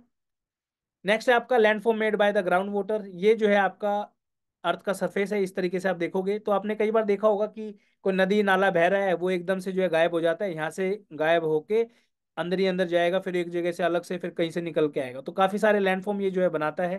क्या क्या नाम होते हैं उन लैंडफॉर्म के, याद रखना है। इरोजनल लैंडफॉर्म में आपके सिंक होल आ जाते हैं, पूल आ जाते हैं, डोलाइन, डोलाइन की केव आपने सुनी होगी बहुत बार, ठीक है। पोलजे होता है, केव्स होता है, उवाला है, लेपीज है, लाइमस्टोन पेवमेंट है। इनके जस्ट नाम एक बार पढ़ लो, क्वेश्चन सोल्व करने में आपको दिक्कत नहीं आएगी, डोंट वरी, मैं बैठा हूँ आपके यहाँ पे, ठीक है। देन आपका है deposition landform by the ground water, सिर्फ 3 ही नाम है, स्टेलेक्साइट, स्टेलेगमाइट और पीलर्स, ठीक है। अब देखो ये जो है अर्थ के सरफेस का नीचे का एरिया है, केव्स के अंदर का एरिया है दोस्तों, ठीक है। तो ये आपकी मान लो छत है, यहाँ पे छत in the sense top surface, जहाँ से जो है आपको चीज ड्रिपिंग जो एरिया होता है, ठीक है, ये आपका केव के अंदर होता है ना, जैसे ये केव के अंदर घुस गए आप यहाँ से मान लो, ठीक है। जो एरिया जहाँ से घुसते हैं उसको हम सिंक होल बोलते हैं, यहाँ पे केव के अंदर आप आ गए तो ये केव की छत भी तो होगी ना। उसके बाद ये केव का ग्राउंड होगा, तो क्या होता है यहाँ से ना छोटे छोटे पानी की बूंदे जो है टपकती रहती हैं, जो ऊपर से बूंदे टपक के वो जम भी जाती है, फिर ये सलाइन होता है इसके अंदर आपका ना, नमक वगैरह होता है इस पानी के अंदर, ठीक है। तो जो ऊपर से लटकती है एक तो ये चीज होगी, एक नीचे टपके लग लग के ऊपर की तरफ जो है ये बढ़ जाती है, दो हो गए। और तीसरा जो है बढ़ बढ़ के एक टाइम ऐसा आता है पूरा ही मिल जाता है, यानी कि ऊपर से आने वाली चीज और नीचे से आने वाली चीज पूरी कंप्लीट हो जाती है, ठीक है। तो जो ऊपर से चीज आती है वो, जो नीचे से आती है वो, और जब दोनों मिल जाते हैं वो, तो तीन नाम है। पूरा का पूरा जब होता है उसको हम बोलते हैं पिलर, ठीक है। ऊपर से जो आती है इसको हम बोलते हैं स्टेलेक्साइट, और नीचे से जो ऊपर की तरफ बढ़ता है इसको हम बोलते हैं स्टेलेगमाइट। याद कैसे रख सकते हो, दो वर्ड है यहाँ पे, एक सी है एक जी है दोस्तों। सी से बनता है आपका छत, जी से बनता है आपका ग्राउंड, यानी कि ग्राउंड से जो ऊपर की तरफ उठ रहा है वो आपका स्टेलेगमाइट हो जाएगा, और छत से नीचे की तरफ जो आ रहा है वो आपका स्टेलेक्साइट हो जाएगा दोस्तों, ठीक है। चलो नेक्स्ट चलते हैं। आपका नेक्स्ट आपका रीजनल लैंडफॉर्म ऑफ ग्लेशियर। कुछ नाम आपको याद रखने हैं, ज्यादा नहीं, ठीक है। जैसे आपका सर्क हो गया, वेरी वेरी वेरी इंपॉर्टेंट सर्क। उसके बाद हॉर्न हो गया आपका, फिर आपका टार्न लेक होगी, एरिट हो गया, ठीक है, हैंगिंग वैली हो गया, यू शेप वैली हो गया। ये सारे के सारे आपके जो है ग्लेशियर के पार्ट है। जस्ट अभी पढ़ लो, क्वेश्चन हम करेंगे आपको याद हो जाएगा, और अगर याद ना हो तो एक बार और देख लेना वीडियो, डेफिनेटली आप एलिमिनेट जरूर कर पाओगे। डिपोजिशनल लैंडफॉर्म में आते हैं आपके, जैसे ड्रमलिन हो गया, ठीक है आपका, उसके बाद मोरेन्स हो गए, एस्कर्स हो गए, ग्लेशियल टिल हो गए। ये सारे के सारे जो है आपके डिपोजिशन लैंडफॉर्म है ग्लेशियर के। प्रोसेस में नहीं जाऊंगा कि कैसे बनते हैं, क्योंकि वो सब चीजें हम फाउंडेशन बैच के अंदर पढ़ाते हैं दोस्तों, ठीक है। चाहे कोई भी एग्जाम की आप तैयारी कर रहे हो तो फाउंडेशन बैच हमारा जो भी होता है इसको हम डिटेल से बताते हैं कि सर्क का फॉर्मेशन कैसे होता है, टार्न लेक कैसे बनती है, ड्रमलिन कैसे बनते हैं, सब कुछ, ठीक है ना। अभी के लिए बस इतना ही समझिए, इनके नाम याद कर लो आप। नेक्स्ट है आपका landform made by the wind. अब हवा जो है डेजर्ट के अंदर आपको जनरली देखने को मिलेगी, ठीक है। तो डेजर्ट में जैसे एक एरिया से आपने देखा हो धूल मिट्टी उड़ती है इस एरिया से, तो कहीं ना कहीं जाकर डिपॉजिट भी होती है। तो उड़ने के टाइम पे जो है मान लो पूरी रोक है यहाँ पे, अब इस रोक के ऊपर बार बार हवा आके लगेगी, तो हवा के अंदर जो है छोटे छोटे कण होते हैं मिट्टी के, तो वो अबरेड करते हैं, यानी कि ये पूरी रोक थी एक टाइम पे, अब इसने यहाँ पे हवा आके टकराई बार बार में, तो इस एरिया से जो है यहाँ पे इरोजन होना शुरू हो गया। तो एक टाइम पे आने के बाद ये एक शेप जो है निकल के आई, जिसको हम मशरूम रॉक के नाम से जानते हैं। ऐसे ही काफी सारी अलग अलग शेप्स होती हैं जिसको हम अलग अलग नाम से जानते हैं। जैसे आपका जेगन है, यारडांग है, मेसा बट है, इजनबर्ग है, डिफ्लेशन होलो है, प्लायाज है, ओवासिस है, मशरूम रॉक है। ये आपको नाम याद रखने हैं, ठीक है। उसके बाद अब ये यहाँ से कट के कहीं ना कहीं जाके डिपॉजिट भी होंगे, ठीक है। तो जनरली जितनी भी ड्यून्स होती हैं आपकी, वो सारे डिपोजिशन लैंडफॉर्म होते हैं। ड्यून्स में मैं स्पेसिफिकली बात करना चाहूंगा बारकान के बारे में। इस तरीके की एक शेप जो है बारकान की होती है ये आपकी, ठीक है। यहाँ पे आप देख सकते हो ये बारकान है। अलग अलग ड्यून्स होती हैं, linear dune, parabolic dune, star dune, barchan dune, transfer dune. तो ये आपकी बारकान होगी। ये जो शेप है आपको ये नहीं लग रहा कि कॉन्वेक्स टाइप ऑफ जो मिरर और लेंस होते हैं आपके उसके तरीके से देखने से मिल रहा है, ठीक है। इधर से आपकी विंड आ रही है, यहाँ से टकरा के जो इस साइड आपका डिपॉजिट कर देगी। इसके दो पॉइंट होते हैं ये इस तरीके से, ठीक है। ये देखो यहाँ पे आप, ये हो गया ये हो गया, इन दो पॉइंट को जो है हॉर्न के नाम से जानते हैं। एक हॉर्न हमने पढ़ा था कहाँ पे, ग्लेशियल वाले में पढ़ा था ना ये हॉर्न, ये रहा, तो कंफ्यूज नहीं करना है, ठीक है। चलो ये दोनों भी हो गए आपके। तो इनमें नाम क्या क्या है, सैंड ड्यून, बारकान, सीफ, उसके बाद लोएस, बजादा, ये आपको नाम याद रखने हैं। नेक्स्ट आपका है landform made by the wave and current. अब देखिए ये पूरा का पूरा जो है स्ट्रक्चर आपको ओशन के आसपास आपने काफी बार देखा होगा। सिर्फ आपको कंसेप्ट के अंदर नहीं जाना है, एक एक चीज नहीं समझने की आवश्यकता है, सिर्फ नाम याद रखने हैं। क्लिफ, टेरेस, केव, स्टैक, नोच और सी आर्क, ये सारे के सारे जो है आपके ये वेव के द्वारा जो है बनाए जाते हैं, समुद्र के आसपास होता है, ठीक है। कैसे होता है ये, मान लो ये पूरा का पूरा एक रॉक है, ठीक है। अब यहाँ पे छोटे छोटे क्रैक्स जो है पानी जो है समुद्र की जो वेव है बार बार टकराएगी यहाँ पे, ठीक है। टकराने की वजह से क्या होगा, ये बड़े होते चले जाएंगे। देखा आपने मिट्टी एकदम से कटने लग जाती है, तो ये जब मिट्टी कटेगी तो ये सी केव का फॉर्मेशन आपको यहाँ पे देखने को मिलेगा। अब ये गहरी होती चली जाएगी, जितनी ज्यादा वेव अंदर तक जाएंगी उतनी मिट्टी काटती जाएगी। जब ये रॉक के आर पार हो जाएगी तो इसको हम बोलते हैं सी आर्क, ठीक है। अब क्या होगा, यहां से आप देखोगे सी आर्क आपकी बन गई। फिर उसके बाद ऊपर से जो है ये लहरें उठती हैं, कट करती हैं, इस तरीके से जब कट करेंगी तो ये वाला एरिया खाली हो जाएगा, फॉर एग्जाम्पल। तो इसको जो खाली एरिया को हम बोलते हैं स्टैक, और जब स्टैक का ऊपर से इरोजन होगा, ठीक है, तो वो छोटा सा एक टापू सा बन जाता है, इसको हम बोलते हैं स्टम्प, ठीक है, याद रखना है। उसके बाद जो है ये आपके इरोजन लैंडफॉर्म थे, ये फिर डिपोजिशन लैंडफॉर्म है। इधर आपका जो है ये क्लिफ आपको देखने को मिलेगी, ये आपका वेव कट प्लेटफॉर्म है, ये आपका नोच है यहाँ पे दोस्तों। ड्यून्स भी बनती हैं, बीचेस भी बनते हैं, बैरियर, स्पिट, हुक, तोम्बोलो, ये सब जो है आपका landform made by waves and current है दोस्तों, ठीक है। ये इसका पूरा टेबल है, मैंने अपनी मेहनत से जो है हाथों से जो इसको बनाया है। इसको अगर आप रट के जा सकते हो, उम्मीद करता हूँ फोटो वोटो सारे आपने देख लिए होंगे तो आपको ज्यादातर चीजें याद होगी होंगी। अगर फिर भी याद नहीं हो एक बार दोबारा देख लेना और इनको याद करने की कोशिश करो। कभी भी किसी भी एग्जाम में क्वेश्चन आता है तो आप डेफिनेटली उसको सोल्व करके आओगे, ठीक है। अब क्वेश्चन सोल्व करते हैं, मैं कुछ नहीं कहूंगा, आपसे ही क्वेश्चन सोल्व करवाएंगे, ठीक है, आप खुद ही बताओगे। चलिए क्वेश्चन नंबर 25 देखते हैं, CDS 2023 का क्वेश्चन है। Which one of the following landform is are formed by the wind erosion. ठीक है, मैंने आपको बताया था कुछ कुछ नाम आपको याद रखने हैं। कौन से नाम याद रखने हैं? सर्क मैंने आपको बताया था, सर्क जो है आपका ग्लेशियर का है, right, erosional landform of glacier. फिर आपका आता है स्टैक, जस्ट अभी हमने पढ़ा है। किसका पढ़ा है हमने? स्टैक, ये पढ़ा है वेव का, यानी कि ओशियन वाटर का, तो ये दोनों नहीं हो सकते। देन आपका है जेगन, मैंने आपको बताया था यारडांग जेगन, ये जो है आपके विंड के हैं। ठीक है, तो यहाँ पे सी ऑप्शन करेक्ट हो जाएगा, क्योंकि यहाँ पे स्टैक है तो ये भी कट जाएगा। तो सी ऑप्शन यहाँ पे आंसर आएगा। नेक्स्ट आपका 65, विच of the following is not है फ्लूवियल लैंडफॉर्म। ठीक है, फ्लूवियल लैंडफॉर्म जो होता है इसका मतलब होता है रनिंग वाटर। ठीक है, रिवर भी बोल सकते हो आप, यानी कि जो फ्लो करती है। ऑप्शन देखिए अलग, गोर्ज, ब्रेड, कैनियन, लेकिन मैं 100% श्योर हूँ कि सर्क इसका आंसर नहीं हो सकता। रीजन बिंग सर्क तो जो है ग्लेशियर से बनता है। आगे आपका आंसर। नेक्स्ट है क्वेश्चन नंबर 80। इस तरीके के क्वेश्चन जो आप इजिली सॉल्व कर सकते हो। ऑप्शन है alluvial fans, V shape valley, delta, oxbow lake. मैंने आपको बताया था पहाड़ में से जब नदी चलती है, ठीक है, तो सबसे पहले आपको वैलीज देखने को मिलेंगी। ठीक है, वैली कहाँ पे है आपकी? वैली है आपकी माउंटेन के जो एरिया होते हैं वहां पे। ठीक है, उसके बाद डेल्टा, मैंने आपको क्या बताया था कि डेल्टा बिल्कुल नदी जब समुद्र से मिलने वाली होती है वहां पे आपको देखने को मिलेगा। तो बी का 1, सी का 2, देखो इसमें बी का 1 और सी का 2 यही ऑप्शन है। यहाँ पे ये भी मिल रहे हैं, तो यहाँ पे और थोड़ी मेहनत करनी पड़ेगी। अलुवियल फैंस है आपका, जो कि आपका ऑप्शन दिख रहा है लोअर रीचेज ऑफ रिवर और माउंटेन फुटहिल, इसको अभी के लिए छोड़ दो मान के चलो। ऑक्सबो लेक मैंने आपको बताया यहाँ से नदी जा रही है, आगे जाके समुद्र से मिलने से पहले मियंडर करेगी और वहां पे जो है लेक बनाएगी, तो यानी कि लोअर रीचेज ऑफ रिवर। तो डी का ऑप्शन थर्ड हो जाएगा आपका यहाँ पे, तो ए ऑप्शन जो है करेक्ट आंसर आपका यहाँ पे बनेगा दोस्तों। ठीक है, नेक्स्ट क्वेश्चन है आपका बारकान्स का। These landform are found in the Thar desert in India. बिल्कुल सही बात है, बारकान जो ये वाला मैंने अभी जो आपका कंसेप्ट पढ़ाया था, इसके दोनों पॉइंट को हॉर्न बोलते हैं, तो आपका जो है थर्ड स्टेटमेंट सही है, पहले वाला स्टेटमेंट भी सही है। The windward side has the concave slope, मैंने आपको बताया था ये जो है आपका कॉन्वेक्स स्लोप है, तो सेकंड स्टेटमेंट गलत हो जाएगी, 1 and 3 will be the correct answer. Which of the following is not an CISF, sorry, which of the following is not an erosional landform. यहाँ पे सीआईएसएफ का क्वेश्चन है, पूछा है कि इरोजनल लैंडफॉर्म कौन सा नहीं है। ये थोड़ा सा टफ मैं कहूंगा यहाँ पे क्वेश्चन आपका है, बट इसमें भी अगर आप देखोगे तो हमने पढ़े थे मोरेन इस्कर वगैरह सब, ये सब पढ़े थे। ठीक है, तो ये है आपका डिपोजिशनल लैंडफॉर्म। तो यहाँ पे आप देखोगे जो इसकर जो है आपका, ये आपका डिपोजिशनल लैंडफॉर्म है। कमेंट सेक्शन में कमेंट करके बताओ किसका डिपोजिशनल लैंडफॉर्म आपका इसकर देखने को मिलेगा।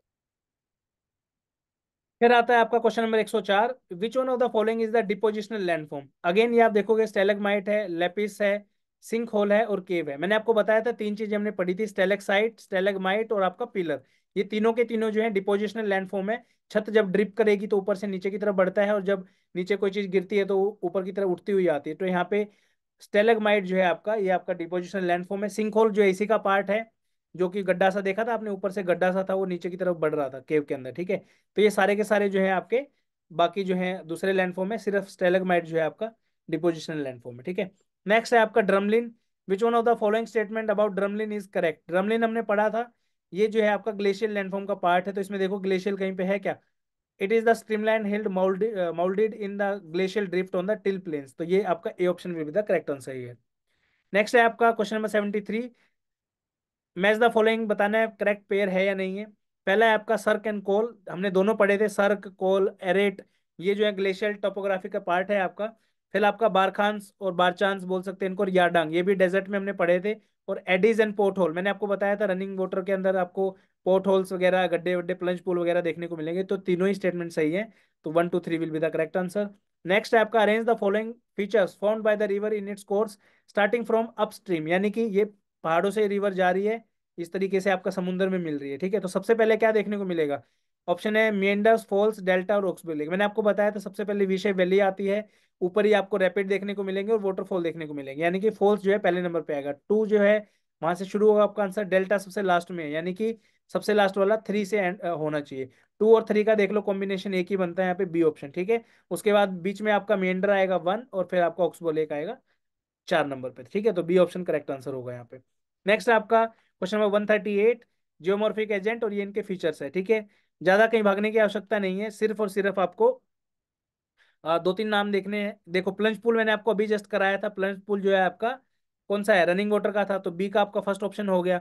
हॉर्न्स हमने पढ़े थे, जो आपका ग्लेशियर वाला जो टॉपिक था, सर्क हॉर्न ये सब। ठीक है, तो सी का 2 ऑप्शन हो गया, बी का 1 और सी का 2, ये दोनों ऑप्शन में है यहाँ पे, यहाँ दोनों भी जो है आपका बी का 1 और सी का 2 मिलेगा आपको। ठीक है, उसके बाद आपका क्या बचता है? लेपिस बचता है, और आपका क्या बचा? प्लायर्स बचा। ठीक है, तो जो है आपका जस्ट अ सेकेंड। तो हमने प्लायर्स जो है विंड वाले में पढ़ा था, जो आपका डेजर्ट के अंदर जो है आपको देखने को मिलेगा, और लास्ट बचता है आपका ग्राउंड वाटर, ये आपका लेपिस हो जाएगा, ठीक है। इस अकॉर्डिंग देखोगे तो ए का 4 है, डी का आपका थर्ड हो जाएगा, ए का 4 डी का थर्ड जो है, ये आपका करेक्ट आंसर ए ऑप्शन यहाँ पे दोस्तों आएगा दोस्त, ठीक है। चलिए, नेक्स्ट है आपका क्वेश्चन नंबर 75। सर्क, यारडांग, बारखान और ड्रमलिन आपका, ठीक है। तो ये चारों के चारों जो है आपके ग्लेशियल के टॉपिक हैं। अब यहाँ पे थोड़ा सा कंफ्यूजन आपको होगा, अगेन सिर्फ याद कर लो, सर्क का मैंने आपको बताया था, ठीक है। सर्क जो था आपका वो डिपोजिशन सॉरी इरोजनल लैंडफॉर्म किसका था, ग्लेशियर का था। तो देखो इसमें ऑप्शन है erosional landform of wind, erosional deposition landform of glacier, deposition landform of wind, और यहाँ पे इरोजन फीचर ऑफ ग्लेशियर। तो ए का जो है आपका 4 आ गया, जस्ट मैंने अभी आपको बताया। ड्रमलिन जो है डिपोजिशनल था, आपको याद अगर है तो, सीपीएफ का भी क्वेश्चन हमने जस्ट किया था। तो ये आपका सेकंड ऑप्शन हो गया ग्लेशियर का, यानी कि ए का 4 और डी का 2, ए का 4 और डी का 2 ये ऑप्शन हो गया यहाँ पे। ए का 4 और डी का 2 ये भी ऑप्शन मिल रहा है आपका, ठीक है। बारखान और यारडांग ये दोनों हमने पढ़े थे, यारडांग हमने इरोजनल लैंडफॉर्म में पढ़ा था, और बारखान जो है जो हमने ये वाला देखा था, ये आपका डिपोजिशन लैंडफॉर्म में पढ़ा था। बारखान यानी कि डिपोजिशनल फीचर ऑफ विंड, तो यानी कि सी का 3 आपका हो जाएगा, तो ए ऑप्शन यहाँ पे करेक्ट आंसर आएगा। यारडंग जो है आपका इरोजन फीचर ऑफ विंड हो जाएगा, तो बी का 1 आएगा यहाँ पे, ठीक है। उसके बाद नेक्स्ट है आपका question number 110। Agent of erosion, topographical features, running water, glacier, wind and underground water. Cirque यहाँ पे बहुत इंपॉर्टेंट है, आप देखो सर्क जो है आपका यहाँ पे ग्लेशियर का है, तो बी का 1 हो गया यहाँ पे, ठीक है। एक ही ऑप्शन है, आपका आंसर आ गया यहाँ पे, ठीक है ना। उसके बाद रनिंग वाटर का ऑप्शन कौन सा हो सकता है यहाँ पे, रिफ्ट वैली है, डोलाइन है और गोर्ज है। तो रनिंग वाटर जो है आपका दोस्तों गोर्ज बनाता है, गोर्ज कैनियन ये सब जो है आपका रनिंग वाटर बनाता है, ठीक है। विंड जो है आपका बारकान बनाता है, अंडरग्राउंड वाटर जो है आपका डोलाइन बनाता है, ठीक है। तो ये ऑप्शन आपके आएंगे, तो ए का आपका हो जाएगा 5, बी का हो गया 1, सी का हो गया आपका 2 और डी का हो गया 4, ठीक है ना। चलिए, ये तो आपका लैंडफॉर्म यहाँ पे खत्म होता है दोस्तों। चलिए अब नेक्स्ट को टॉपिक पे चलते हैं, देखते हैं क्या टॉपिक है आपका। रिवीजन के लिए इनको आप जो है प्लीज इस टेबल को कंसिडर जरूर करिए दोस्तों। नेक्स्ट है आपका प्लेट बाउंड्रीज के ऊपर है दोस्तों। तीन तरीके की आपकी बाउंड्रीज यहाँ पे आपको देखने को मिलेगी। पहला है आपका यहाँ पे डाइवर्जेंट प्लेट बाउंड्री, दूसरा है आपका कन्वर्जेंट प्लेट बाउंड्री, और तीसरा है आपका ट्रांसफॉर्म बाउंड्रीज, ठीक है। पूरी अर्थ जो है अलग अलग प्लेट्स के अंदर बटी हुई है दोस्तों। प्लेट यानी कि टेक्टोनिक प्लेट की मैं यहाँ पे बात कर रहा हूँ। दो तरीके की जो है आपको प्लेट देखने को मिलेगी, एक है आपका मेजर प्लेट, दूसरा है आपका माइनर प्लेट, ठीक है। मेजर प्लेट यानी कि बड़ी प्लेटें, माइनर प्लेट यानी कि छोटी प्लेटें, ठीक है। इतना उम्मीद करता हूँ याद हो गया होगा आपको। अब देखिए, सारी याद करने की बजाय ना आप सिंपल छोटी छोटी वाली कर लो, सिंपल सी चीजें, ठीक है। कैसे करने से सिंपल सी, देखो इस डायग्राम के अंदर कोकोस प्लेट जो है आपकी वो ये वाली है, देखो यहाँ पे, ठीक है। इसके जस्ट साइड में जो आपकी कैरेबियन प्लेट है, तो दोनों सी सी से बन गई, कोकोस और कैरेबियन, ठीक है। फिर आपकी नाजका प्लेट है एक, तो ये प्लेट जो है आपकी तीन होगी यहाँ पे, आपकी कोकोस, नाजका और आपकी कैरेबियन प्लेट, ठीक है। उसके बाद आपकी आती ये वाली फिलीपीन प्लेट, ये भी जो है छोटी सी प्लेट है आपकी, याद भी कर लेना कि इनके बीच में आती है, कई बार क्वेश्चन पूछ लेता है। फिर आपका है स्कोशिया प्लेट, ठीक है। यानी कि जो नाम आपने जनरली नहीं सुने ना, वो ही आपकी छोटी प्लेट है। अब देखो यूरेशियन प्लेट है, ओब्वियसली नाम इतना बड़ा है, यूरेशिया, एशिया और पूरा यूरोप, तो ये मेजर प्लेट होगी। पैसिफिक है, ऑटोमेटिकली पूरा बड़ी प्लेट है। नॉर्थ अमेरिकन प्लेट यानी पूरा नॉर्थ अमेरिका जिसमें आ रहा है वो भी प्लेट, बड़ी प्लेट है। अफ्रीकन प्लेट ये भी बड़ी प्लेट है। इंडियन ऑस्ट्रेलियन प्लेट दोनों का नाम आ गया तो वैसे ही बड़ा हो गया। अंटार्कटिका है, ये वैसे भी बड़ा प्लेट है, ठीक है। तो छोटे प्लेट वो हैं जिनका नाम यूजुअल नहीं है, सिंपल सी बात है, ठीक है। चलो क्वेश्चन सॉल्व करते हैं। Question number 92, which of the following is not a minor plate, ठीक है। कौन सी माइनर प्लेट नहीं है, अभी हमने देखा था नास्का है, अरेबिया है और फिलीपींस है आपका। अंटार्कटिका खुद में बहुत बड़ा है, इसलिए जो है आपकी ये देखो पूरी जो है अंटार्कटिका प्लेट है ये आपका आंसर हो गया। नेक्स्ट है आपका which of the following is not a major tectonic plate, ठीक है। मेजर में Antarctica and the surrounding oceanic plate, again यही है सेम। इंडिया, ऑस्ट्रेलिया, न्यूजीलैंड ये बहुत बड़ी होगी ऑटोमेटिकली, और पैसिफिक भी खुद में बहुत बड़ी है, ठीक है। सऊदी अरेबियन प्लेट छोटी सी है दोस्तों, सीडीएस का क्वेश्चन है। फिर आपका आता है fold mountains are formed in which type of tectonic setting, ठीक है। तीन प्लेट सॉरी प्लेट्स जो है, उसके बाद इन प्लेट्स की ना मूवमेंट होती है। मान लीजिए दो प्लेट हैं, एक ये प्लेट है आपकी फॉर एग्जांपल, और एक आपकी ये प्लेट है। इन दो प्लेट के बीच में ना तीन तरीके की मूवमेंट होती है। एक होती है आपकी डाइवर्जेंट प्लेट, ठीक है। डाइवर्जेंट प्लेट क्या होती है, जब दो प्लेटें एक दूसरे से दूर जाती हैं, ठीक है। जैसे फॉर एग्जांपल ये दो प्लेटें हैं, ये एक दूसरे से दूर हो रही हैं, डाइवर्ज हो रही हैं, ठीक है ना।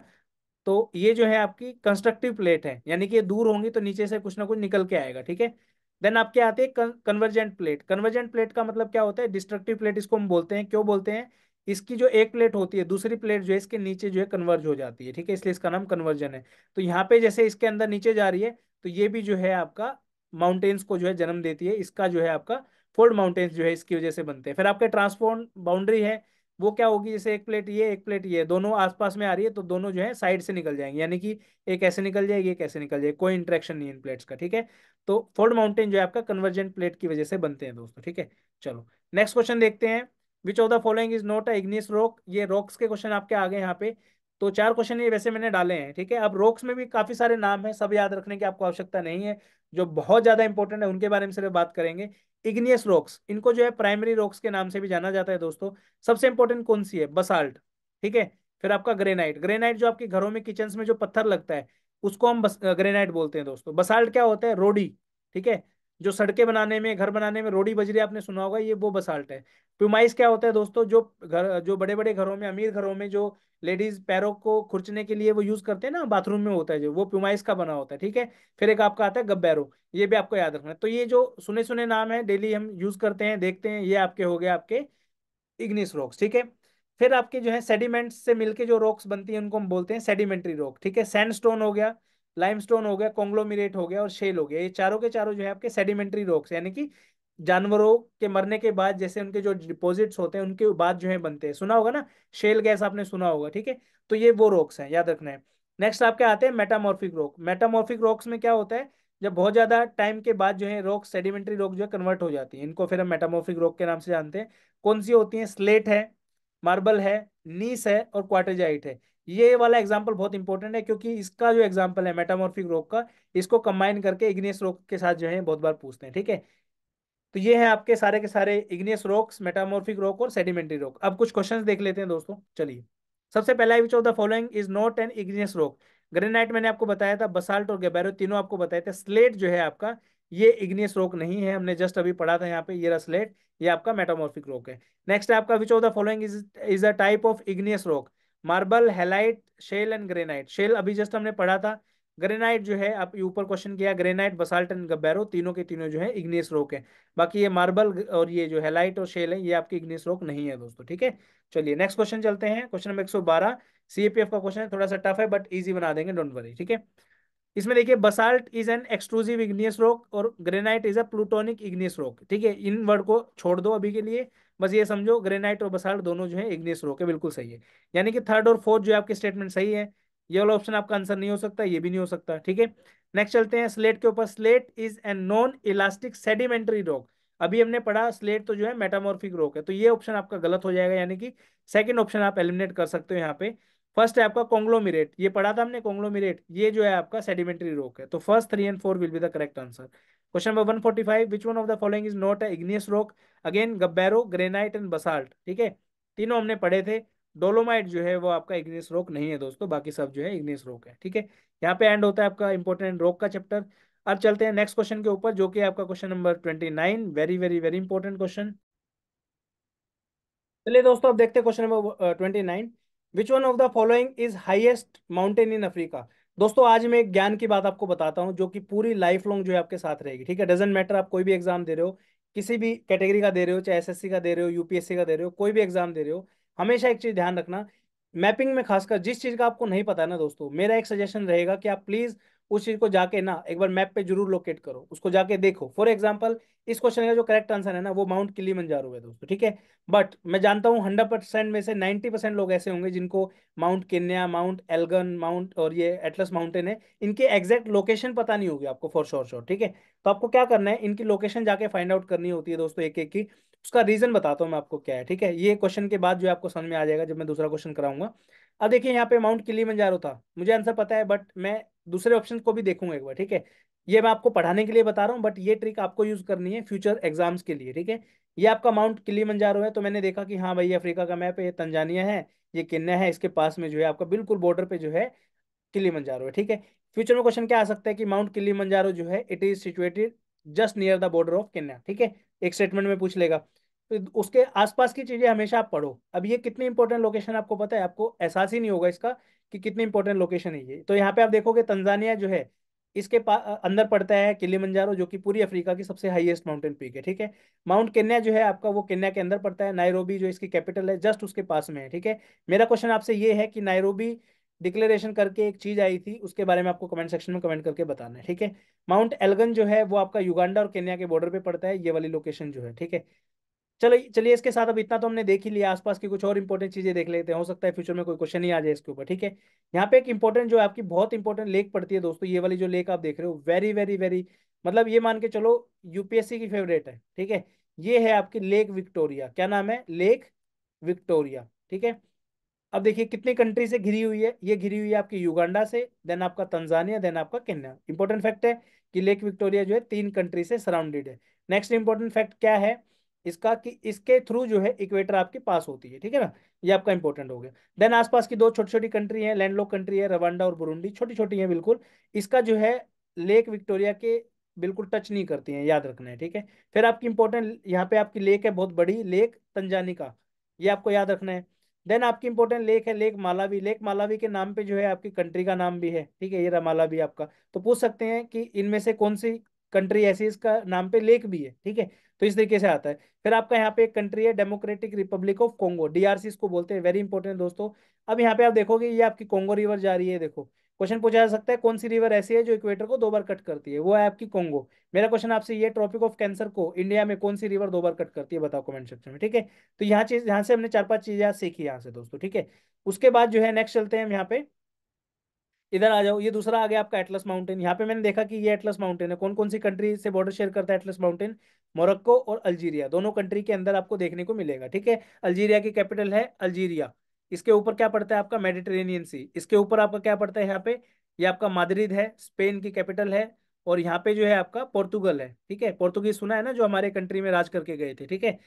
मोरक्को और स्पेन, इन दोनों के बीच में बहुत ही छोटी डिस्टेंस है, 30 किलोमीटर के आसपास का डिस्टेंस है समुंदर में। यहाँ पे एक स्ट्रेट पास होती है, इसका नाम है जिब्राल्टर स्ट्रेट या फिर स्ट्रेट ऑफ जिब्राल्टर, ठीक है। अब देखोगे आप, ये स्टेट क्वेश्चन आ सकता है कि स्टेट ऑफ जिब्राल्टर जो है किन 2 ओशन को जो है मिलाती है, याद रखना है, मेडिटेरेनियन सी और आपका अटलांटिक ओशन को, ठीक है। तो इसी तरीके से थोड़ी थोड़ी नॉलेज आप लेके चलोगे जिंदगी में, बहुत सारी चीजें सीख जाओगे। और कभी भी एग्जाम में कोई भी चीज आपकी सीखी हुई आपकी कभी ना कभी हेल्प जरूर करेगी, फॉर श्योर, मेरा ये वादा है आपसे, ठीक है। चलिए क्वेश्चन देखते हैं आगे, सीआईएसएफ 2023 का जो है क्वेश्चन है आपका। क्वेश्चन है with reference to the lake Victoria, अरे अभी जस्ट हमने लेक विक्टोरिया पढ़ा था, बट ये क्वेश्चन भी आ गया, ठीक है। With reference to the lake Victoria which of the following statement is are correct. पहला ऑप्शन है the lake Victoria is divided among 4 countries, its area is more than 50,000 square kilometre, it is situated in the African rift valley, ठीक है।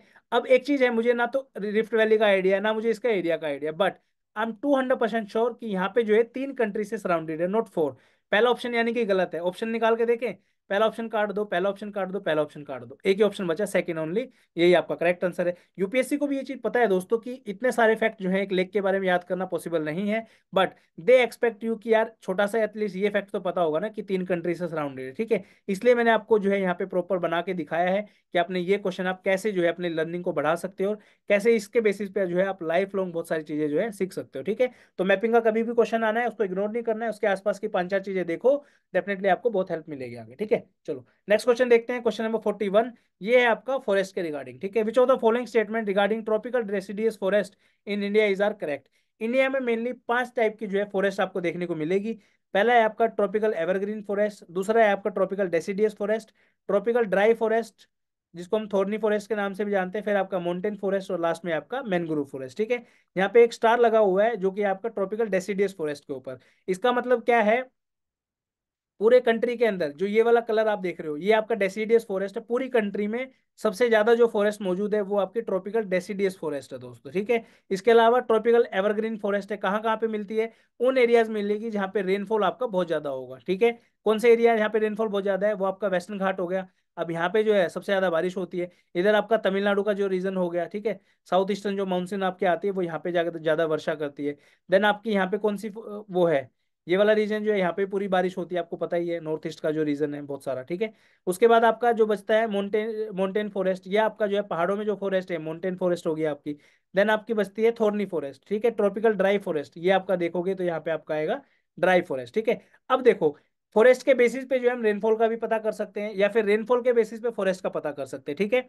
जो ये वाला जो reason है ये इंटरनल रीजन है दोस्तों, यहाँ पे समुंदर से जो है काफी दूर का रीजन है, तो बहुत कम बारिश जो है इस एरिया के अंदर आपको देखने को मिलेगी। ठीक है, तो पहली स्टेटमेंट जो ये these are the most wide spread forest in India, तो ये तो स्टेटमेंट सही है, हमने जस्ट अभी यहाँ पे पढ़ा कि डेसिडियस फॉरेस्ट जो है पूरे इंडिया में सबसे ज्यादा है। नेक्स्ट स्टेटमेंट है they spread over a region which receive annual rainfall of 70 से 200 सेंटीमीटर, तो ये स्टेटमेंट भी बिल्कुल सही है। रीजन बीइंग, जो ये वाली जो फॉरेस्ट है ट्रॉपिकल एवरग्रीन जो फॉरेस्ट है, यहाँ पे जो है 200 सेंटीमीटर से एनुअल रेनफॉल हमेशा ज्यादा रहती है, जितना भी ग्रीन वाला एरिया है। ठीक है, उसके बाद आपका जो पोलर वाला जो रीजन है, यहाँ पे जो है बहुत कम रेनफॉल रहती है। ठीक है, कम इन द सेंस 30 40 50 इवन 60 70 तक ही रहेगी, ज्यादा नहीं रहती। ठीक है, उसके बाद मैनग्रोव फॉरेस्ट जो है ये बहुत ज्यादा जो है बारिश वाले एरिया में आपको देखने को मिलेंगे, और जहाँ पे जो है समुद्र के आसपास जो है फॉरेस्ट आपको देखने को मिलेगी। तो दूसरी स्टेटमेंट है ये भी बिल्कुल सही है आपकी, तो both 1 and 2 will be the correct answer दोस्तों। ठीक है, चलिए नेक्स्ट चलते हैं, क्वेश्चन वेरी वेरी इंपॉर्टेंट, थोड़ा सा एनवायरमेंट भी देख लेते हैं लगे हाथ।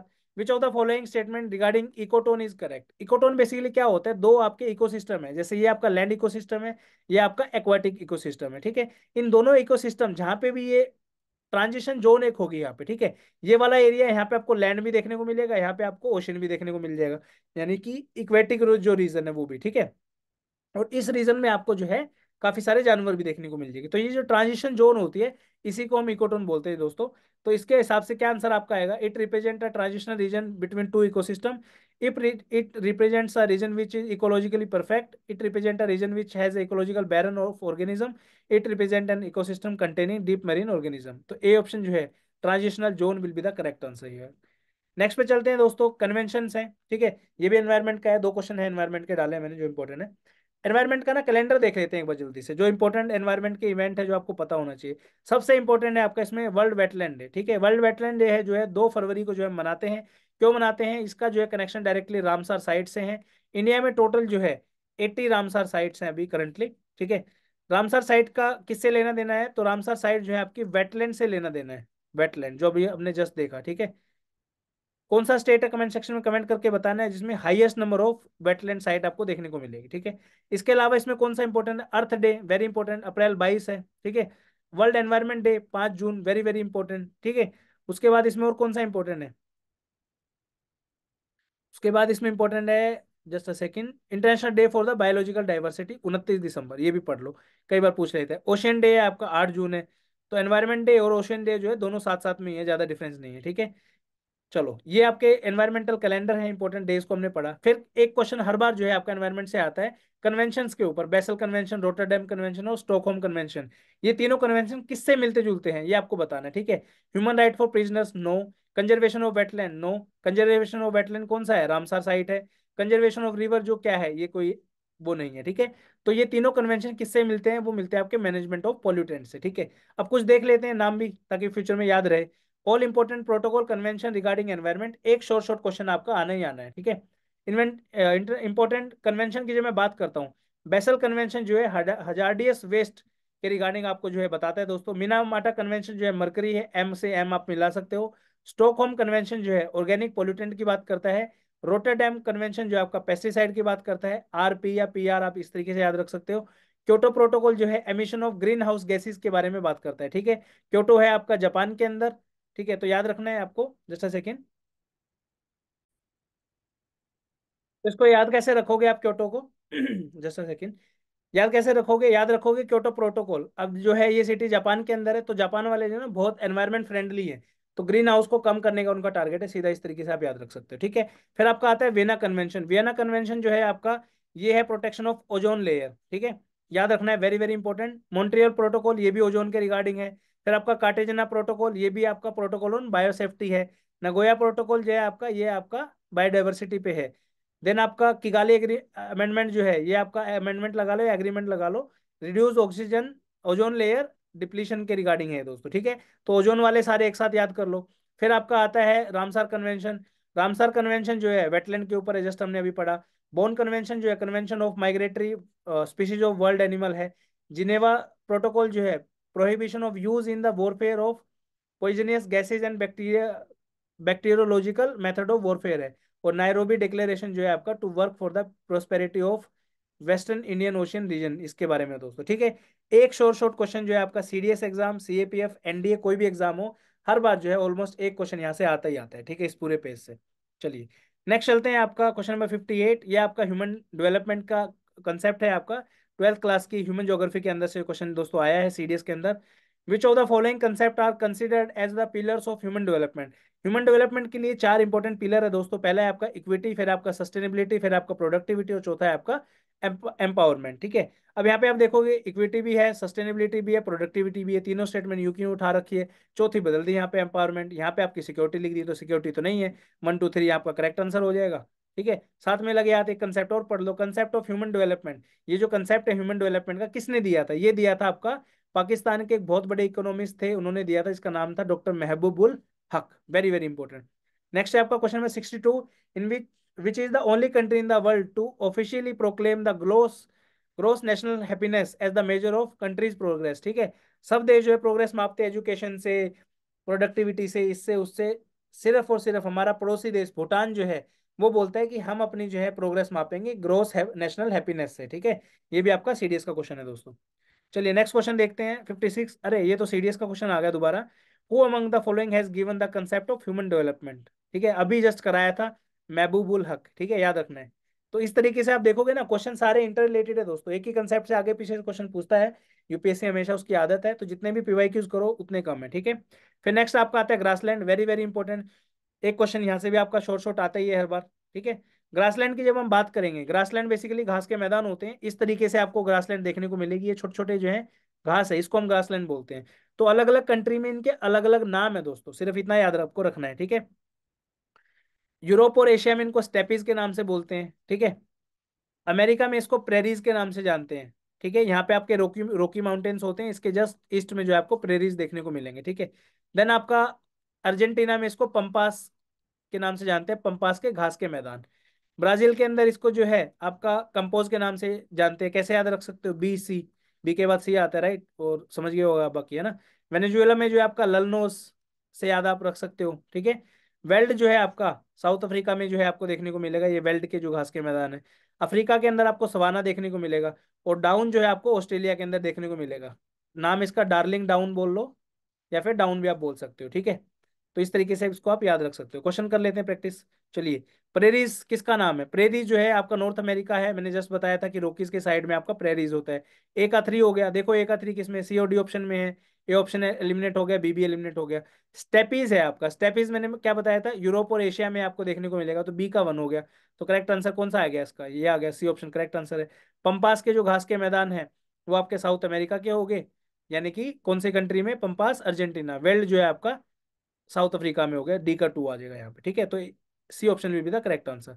डार्लिंग डाउन है ग्रासलैंड इन ऑस्ट्रेलिया, जस्ट अभी बताया है। क्वेश्चन नंबर 91, ग्रासलैंड और कंट्री है। ठीक है, वेल्ड जो है आपका साउथ अफ्रीका, जस्ट अभी देखा था हमने। ठीक है, डाउन्स जो है आपका ऑस्ट्रेलिया, डार्लिंग डाउन्स। पंपास जो है अर्जेंटीना, जस्ट अभी किया है क्वेश्चन, और ललनोस जो है आपका वेनेजुएला। ठीक है, इस तरीके से आप इनको याद रखोगे तो क्या होगा आंसर, पंपास का हो जाएगा ए का 4, ए का 4, ए का 4, ये दोनों एलिमिनेट हो जाएंगे। डी का 1 हो गया ललनोस यानी कि वेनेजुएला। डाउन आपका ऑस्ट्रेलिया यानी कि सी का 2, सी का 2 जो है ए ऑप्शन में, ये इसका आंसर आ जाएगा। ठीक है, चलो नेक्स्ट चलते हैं आप। नेक्स्ट आता है फिर आपका shifting agriculture. Shifting agriculture basically क्या होता है दोस्तों, नॉर्थ ईस्टर्न साइड में ना भूमि का टुकड़ा है। ठीक है, भूमि का टुकड़ा मतलब छोटी छोटी जमीन है सबके पास। ठीक है, मान लीजिए मेरे पास ये जमीन है। अब वहां पे क्या है, रिसोर्सेज थोड़े कम होते हैं कई बार, तो लोग क्या करते हैं खुद से ही, यानी कि अपने हैंडमेड जो उनके औजार होते हैं उसी से अपनी मिट्टी को खोदेंगे, जो भी करेंगे, यहाँ पे अपनी फसल लगा लेंगे। ठीक है, फसल लगाई। अब यहाँ पे क्या होता है, फसल लगाने के बाद जब फसल कट जाती है तो ये क्या करते हैं, इस जगह को छोड़ के दूसरी जगह मूव हो जाते हैं। ठीक है, तो ये वाली जो जमीनें पड़ी रहती है ऑटोमेटिकली कुछ टाइम के बाद जो है वापस आ जाते हैं इस पे लोग। ठीक है, तो ये आना जाना जो लगा रहता है ना, इसको हम शिफ्टिंग कल्टीवेशन के नाम से जानते हैं। ठीक है, कुछ अलग अलग कंट्रीज में अलग अलग नाम है, जैसे इंडिया के अंदर शिफ्टिंग कल्चर ही बोलते हैं सीधा। ठीक है, उसके बाद मिल्पा और लद्दाख जो है दो अलग अलग नाम है। ये जो है आपका किससे रिलेटेड है, mixing farming, truck farming, plantation agriculture, ये नाम है आपका शिफ्टिंग कल्टीवेशन के रिगार्डिंग। ठीक है, अब कौन कौन सी कंट्री में क्या क्या नाम से इनको जानते हैं वो देख लेते हैं एक बार। ठीक है, यहाँ पे आप देखोगे तो मिल्पा नाम जो है आपका, जो नॉर्थ अमेरिका का जो रीजन है आपका मैक्सिको, उसके बाद आपका जो ये वाला जो रीजन है, इसके नाम से जो है मिल्पा के नाम से इसको जानते हैं। तो याद कैसे आप रख सकते हो, मैक्सिको मिल्पा, एमएम से याद रख सकते हो। ठीक है, रोका जो है आपका, ये आपका ब्राजील में है, कैसे याद रख सकते हो, एक गाना आया था फुटबॉल वर्ल्ड कप में, वक्का वक्का करके। ठीक है, वक्का रोका एक जैसा है, तो ये ब्राजील के अंदर जो है गाना, ब्राजील का नाम जो है इस गाने के अंदर आता है, तो ऐसे आप याद रख सकते हो। ठीक है, मसोल है दोस्तों कोंगो, मैंने पढ़ाया था आज आपको, डेमोक्रेटिक रिपब्लिक ऑफ कोंगो, ये वही है। ठीक है। उसके बाद आपका झूम कल्टीवेशन इंडिया के अंदर आ गया। ठीक है, अलग अलग है, आप पॉज करके याद भी कर सकते हो। लद्दाख जो है आपका मलेशिया और आपका इंडोनेशिया है, इसके अंदर आपको देखने को मिलेगा। ठीक है, क्वेश्चन पे आ जाओ अब। मिल्पा जो है जस्ट मैंने अभी आपको बताया था, मैक्सिको को हो गया MM। ए का 4 हो गया, यानी कि ए आंसर या बी आंसर में से होगा, ये दोनों काट दो। ठीक है, लद्दाख आपका आ गया, जस्ट मैंने बताया था मिल्पा और लद्दाख। लद्दाख जो है आपका मैक्सिको और सॉरी मलेशिया और आपका इंडोनेशिया का है, तो यहाँ पे इंडोनेशिया तो है नहीं, मलेशिया आ गया आपका सीधा। उसके बाद रोक्का है, रोक्का मैंने आपको बताया था, वक्का वक्का कहाँ पे गाना बना था, वो ब्राजील के अंदर बना था, और मसोल जो है ज़ेरे के अंदर आ जाएगा। ठीक है, तो ए का आपका 4 हो गया, बी का आपका 3 हो गया, तो A option will be the correct answer है। अब चलते हैं एटमॉस्फेयर के ऊपर दोस्तों, काफी क्वेश्चन आते हैं आपके एटमॉस्फेयर से भी। Let's start atmosphere. पहले इसका कंसेप्ट देखते हैं, फिर क्वेश्चन करेंगे दोस्तों। ये आपके एटमॉस्फेयर की लेयर है दोस्तों, सारी की सारी। ठीक है, अब बहुत बार क्वेश्चन क्या आता है बच्चों के दिमाग में कि यार ये लेयर याद नहीं होती, बस दिमाग खराब हो जाता है। ठीक है, एक ट्रिक मैं आपको यहाँ पे बता रहा हूँ, वो आपको याद करनी है। ठीक है, TRUST, trust me in the exam. ठीक है भाई, ये याद करनी है। टोटल कितनी लेयर है, 1 2 3 4 5 6 लेयर है। और सीक्वेंस में कैसे याद रखनी है अभी मैं आपको सिखा रहा हूँ, तो मेरी बात का आपको ट्रस्ट करना है, बस trust me in the exam. TR से आपका ट्रोपोस्फेयर हो जाएगा, ST से आपका स्ट्रेटोस्फेयर हो जाएगा, मी से आपका मिजोस्फेयर हो जाएगा, IN से आपका आयनोस्फेयर हो जाएगा, दा से आपका थर्मोस्फेयर हो जाएगा, और एग्जाम से आपका एक्सोस्फेयर हो जाएगा। ठीक है, ये हो गया होगा आपको याद। ठीक है, अब देखिए 0 किलोमीटर से 18 किलोमीटर तक का जो टॉप का जो सरफेस है, इसके अंदर आपको जो है यहाँ से टेम्परेचर डिक्रीज होना शुरू होता है दोस्तों। जैसे जैसे मान लो अर्थ के सरफेस पे यहाँ पे 40 डिग्री सेल्सियस है, जैसे जैसे ऊपर जाओगे आप पहाड़ों पे जाओगे तो आपको टेम्परेचर गिरता हुआ दिखाई देगा। ठीक है, यहाँ पे आप एक चीज नोट करोगे कि यहाँ पे आपको सारे के सारे फिनोमिना देखने को मिलेंगे। जैसे बारिश भी हो जाएगी यहाँ पे, थंडरिंग, लाइटनिंग, फलाना ढिमकाना, सारे वेदर के जो भी फिनोमिना होते हैं सब आपको यहीं देखने को मिलेंगे। ठीक है, पैसेंजर प्लेन जो है आपके ट्रोपोस्फेयर की हाईएस्ट हाइट और स्ट्रेटोस्फेयर दोनों में जो है आपको उड़ते हुए दिखाई देंगे। बट क्वेश्चन अगर आए तो आपको याद रखना है ट्रोपोस्फेयर आप लगा के आओगे। ठीक है, हॉट बलून जो है आपको यहीं पे उड़ते हुए दिखाई देंगे। ठीक है, फिर नेक्स्ट लेयर आपके आती है स्ट्रेटोस्फेयर। यहाँ पे जो है आपका टेम्परेचर इंक्रीज होता है। ठीक है ना, नीचे तो टेम्परेचर डिक्रीज हो रहा था, यहाँ पे टेम्परेचर बढ़ता है। स्ट्रेटोस्फेयर के अंदर एक इंपॉर्टेंट कंसेप्ट होता है जो कि आपका ओजोन लेयर का जो कंसेप्ट है वो आपको स्ट्रेटोस्फेयर में आपको देखने को मिलेगा। ठीक है, उसके बाद नेक्स्ट है आपका मीजोस्फेयर। मीजोस्फेयर जो है कोल्डेस्ट लेयर है दोस्तों, याद रखना है। ठीक है, यहाँ पे टेम्परेचर अगेन नीचे की तरफ गिरना स्टार्ट हो जाता है, और सबसे जो है कम टेम्परेचर आपको मीजोस्फेयर के अंदर देखने को मिलेगा, इसलिए यहाँ पे कोल्डेस्ट लेयर है। ठीक है, मीटियोर्स जो है आपके इतने ऊपर से जो आते हैं बहुत गर्म होते हैं, लेकिन कोल्डेस्ट लेयर है तो यहाँ पे आके जो है खत्म हो जाते हैं। ठीक है, फिर आपके आते हैं आयोनोस्फेयर। यहाँ पे आपके रेडियो वेव जो होती है यहाँ से जो है आपकी रिफ्लेक्ट हो जाती है दोस्तों। ठीक है, फिर आपका आता है थर्मोस्फेयर। थर्मोस्फेयर के अंदर अगेन टेम्परेचर बढ़ना स्टार्ट होता है, यहाँ पे जो है आपको अरोरा फॉर्मेशन देखने को मिलेगा दोस्तों। अरोरा क्या होती है, नॉर्दर्न लाइट के नाम से भी जानते हैं। नॉर्दर्न हेमिस्फेयर और सदर्न हेमिस्फेयर में कुछ रीजन्स हैं, जैसे रशिया है आपका, उसके बाद आपकी जो स्कैंडिनेवियन कंट्रीज है वहाँ पे बहुत ब्यूटीफुल लाइट्स आपको देखने को मिलेंगी, इनको अरोरा बोलते हैं। ये फिनोमेना आपको थर्मोस्फेयर के अंदर देखने को मिलेगा। ठीक है, फिर लास्ट आपकी बस्ती एक्सोस्फेयर, जहाँ पे स्पेसशिप हो गया, सैटेलाइट हो गया, और यहाँ पे टेम्परेचर जो है 1000 डिग्री से ज्यादा का होता है दोस्तों। गैस की अगर मैं बात करूँ तो यहाँ पे हाइड्रोजन गैस आपको देखने को मिलेगी। ठीक है, कंपोजिशन एटमॉस्फेयर की बात की जाए तो नाइट्रोजन 78% है, ऑक्सीजन आपकी तकरीबन 21% है, आर्गोन आपकी 93% है, कार्बन डाइऑक्साइड आपकी 0.04% है। याद रखना है कार्बन डाइऑक्साइड से ज्यादा है आर्गोन। बहुत बच्चे गलती करते हैं, कार्बन डाइऑक्साइड ज्यादा लगा देते हैं, बट ऐसा नहीं है। ठीक है, उसके बाद टेम्परेचर डिस्ट्रीब्यूशन की जब हम बात करते हैं तो कौन कौन से फैक्टर हैं जो अफेक्ट करते हैं टेम्परेचर डिस्ट्रीब्यूशन को। सबसे पहले आपका इंसोलेशन, फिर आपका latitude, nature of surface, altitude, distance from sun, air masses and wind, और आपका सातवां ओशन करंट। ठीक है, अब क्वेश्चन करते हैं। पहला क्वेश्चन है, in which of the following layer of the atmosphere all weather phenomena occur. मैंने बताया था सबसे पहली लेयर बारिश आना, धूप आना, फलाना ढिमकाना, जो भी चीज़ है आपका ट्रोपोस्फेयर में हो जाती है सब चीज़ें। ठीक है, फिर आपका ozone layer which observe the ultraviolet radiation, कौन सी लेयर में मिलती है, ओजोन का मैंने आपको बताया था। ट्रोपोस्फेयर के बाद कौन सी लेयर आती है, स्ट्रेटोस्फेयर, तो डी ऑप्शन हो जाएगा। In which of the following gases is found in the highest quantity in exosphere, तो कौन सी गैस सबसे ज्यादा है आपकी, हाइड्रोजन गैस है। नेक्स्ट है आपका 3 डिस्टिंक्ट लेयर दे रखी है, तो नीचे से ऊपर की तरफ जाएंगे तो पूछा हुआ है कि कौन सी सीक्वेंस बनती है, तो मैंने बताया था ट्रस्ट में इन द एग्जाम, लिख के एग्जाम में कर लो trust. Troposphere, stratosphere, mesosphere, ionosphere, thermosphere. ठीक है, ट्रोपोस्फेयर, स्ट्रेटोस्फेयर, थर्मोस्फेयर आपका करेक्ट आंसर आ जाएगा यहाँ पे। ठीक है, C option will be the correct answer. हो गया आपके क्वेश्चन, चलो आगे चलते हैं। फिर आते हैं आपके दोस्तों पोर्ट, बहुत ज्यादा इंपॉर्टेंट टॉपिक है। एक क्वेश्चन यहाँ से भी जो है ऑलमोस्ट हर बार जो है आता है, जल्दी से जल्दी मैं करवाऊंगा ये टॉपिक, बिलीव मी। ये जो है आपको एग्जाम में क्वेश्चन आने के बहुत ज्यादा चांसेस हैं। पर पढ़ के इसको जरूर जाना। इसका पीडीएफ आपको मैंने जैसा बताया कि मिल जाएगा डिस्क्रिप्शन में, वहां से जाके आप इसको डाउनलोड कर लेना, ठीक है। इंडिया के अंदर 13 मेजर पोर्ट है दोस्तों, 12 से 13 हैं। अब कई बार बुक में जो है 12 लिखे हुए हैं, बट बोल देते हैं कि 13 हो गए, ठीक है, याद रखना है। तो यहाँ पे देखिए 12 मेजर पोर्ट है, बट बोलते हैं कि 13 हो गए, पता ही नहीं हो 13वां कौन सा, आज तक मुझे समझ में नहीं आया, ठीक है। 187 जो है माइनर पोर्ट्स है इंडिया के, और मेजर पोर्ट जो है इंडिया का 95% जो ट्रेड है वो सब हैंडल करते हैं, ठीक है। तो जो जो इंपॉर्टेंट पोर्ट्स हैं उनके बारे में ना कुछ इंपॉर्टेंट फैक्ट है दोस्तों, उसके बारे में हमें पता होना चाहिए, ठीक है। जैसे कांडला पोर्ट है आपका, also known as Deendayal port, याद नाम याद रखना है, ठीक है। लार्जेस्ट पोर्ट है पूरे गुजरात का। ये एक टाइडल पोर्ट है दोस्तों, ये जो है यहाँ पे टाइड आपको देखने को मिलेंगे इस पोर्ट के पास में, और ये जो है कच्छ के अंदर सिचुएटेड है। उम्मीद करता हूँ समझ में आया होगा। मुंबई पोर्ट पे आ जाओ, नीचे मुंबई के अंदर है। महाराष्ट्र में 2 पोर्ट हैं आपके, कर्नाटका में जो है आपका एक पोर्ट है, केरला में एक है आपका, तमिलनाडु में 3 है, ठीक है। आंध्र प्रदेश में एक है, और उड़ीसा में भी जो है आपका एक पोर्ट आपको देखने को मिलेगा। वेस्ट बंगाल में आपका 2 पोर्ट है, ठीक है। मुंबई के अंदर जो पोर्ट है आपका वो है आपका largest and most important port of India, जिसको हम मुंबई पोर्ट के नाम से जानते हैं। ये नेचुरल डीप वाटर हार्बर है दोस्तों, याद रखना है। It has the countries largest oil terminal, ये भी आपको याद रखना है।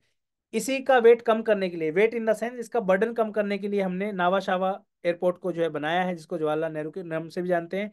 ये लार्जेस्ट कंटेनर पोर्ट है इंडिया का, developed as a satellite port to the relieve the pressure of Mumbai port, ठीक है। फिर मरमागांव पोर्ट आ जाता है आपका गोवा का, जुआरी रिवर के माउथ पे है दोस्तों। ये एक नेचुरल हार्बर है, और यहाँ से जो है आपका आयरन और एक्सपोर्ट होता है जापान को, ठीक है।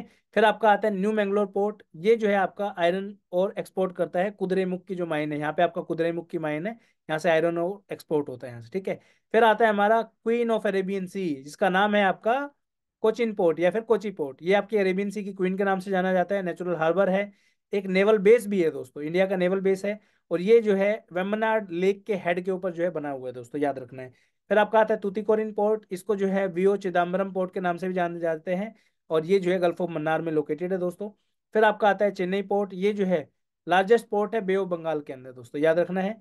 आर्टिफिशियल हार्बर है, ये जो है सुटेबल नहीं है बड़े शिप्स के लिए, क्योंकि यहाँ पे जो पानी है ना वो बहुत शैलो है, यानी कि पानी के बीच में जो, और सॉरी, पानी का जो सरफेस है उसके और जो आपका नीचे जो समुद्र के जो लैंड है उसके बीच में ज़्यादा स्पेस नहीं है, इसलिए बड़े पोर्ट जो आपके शिप्स है वो यहाँ पे नहीं आ पाते कोस्ट पे, ठीक है।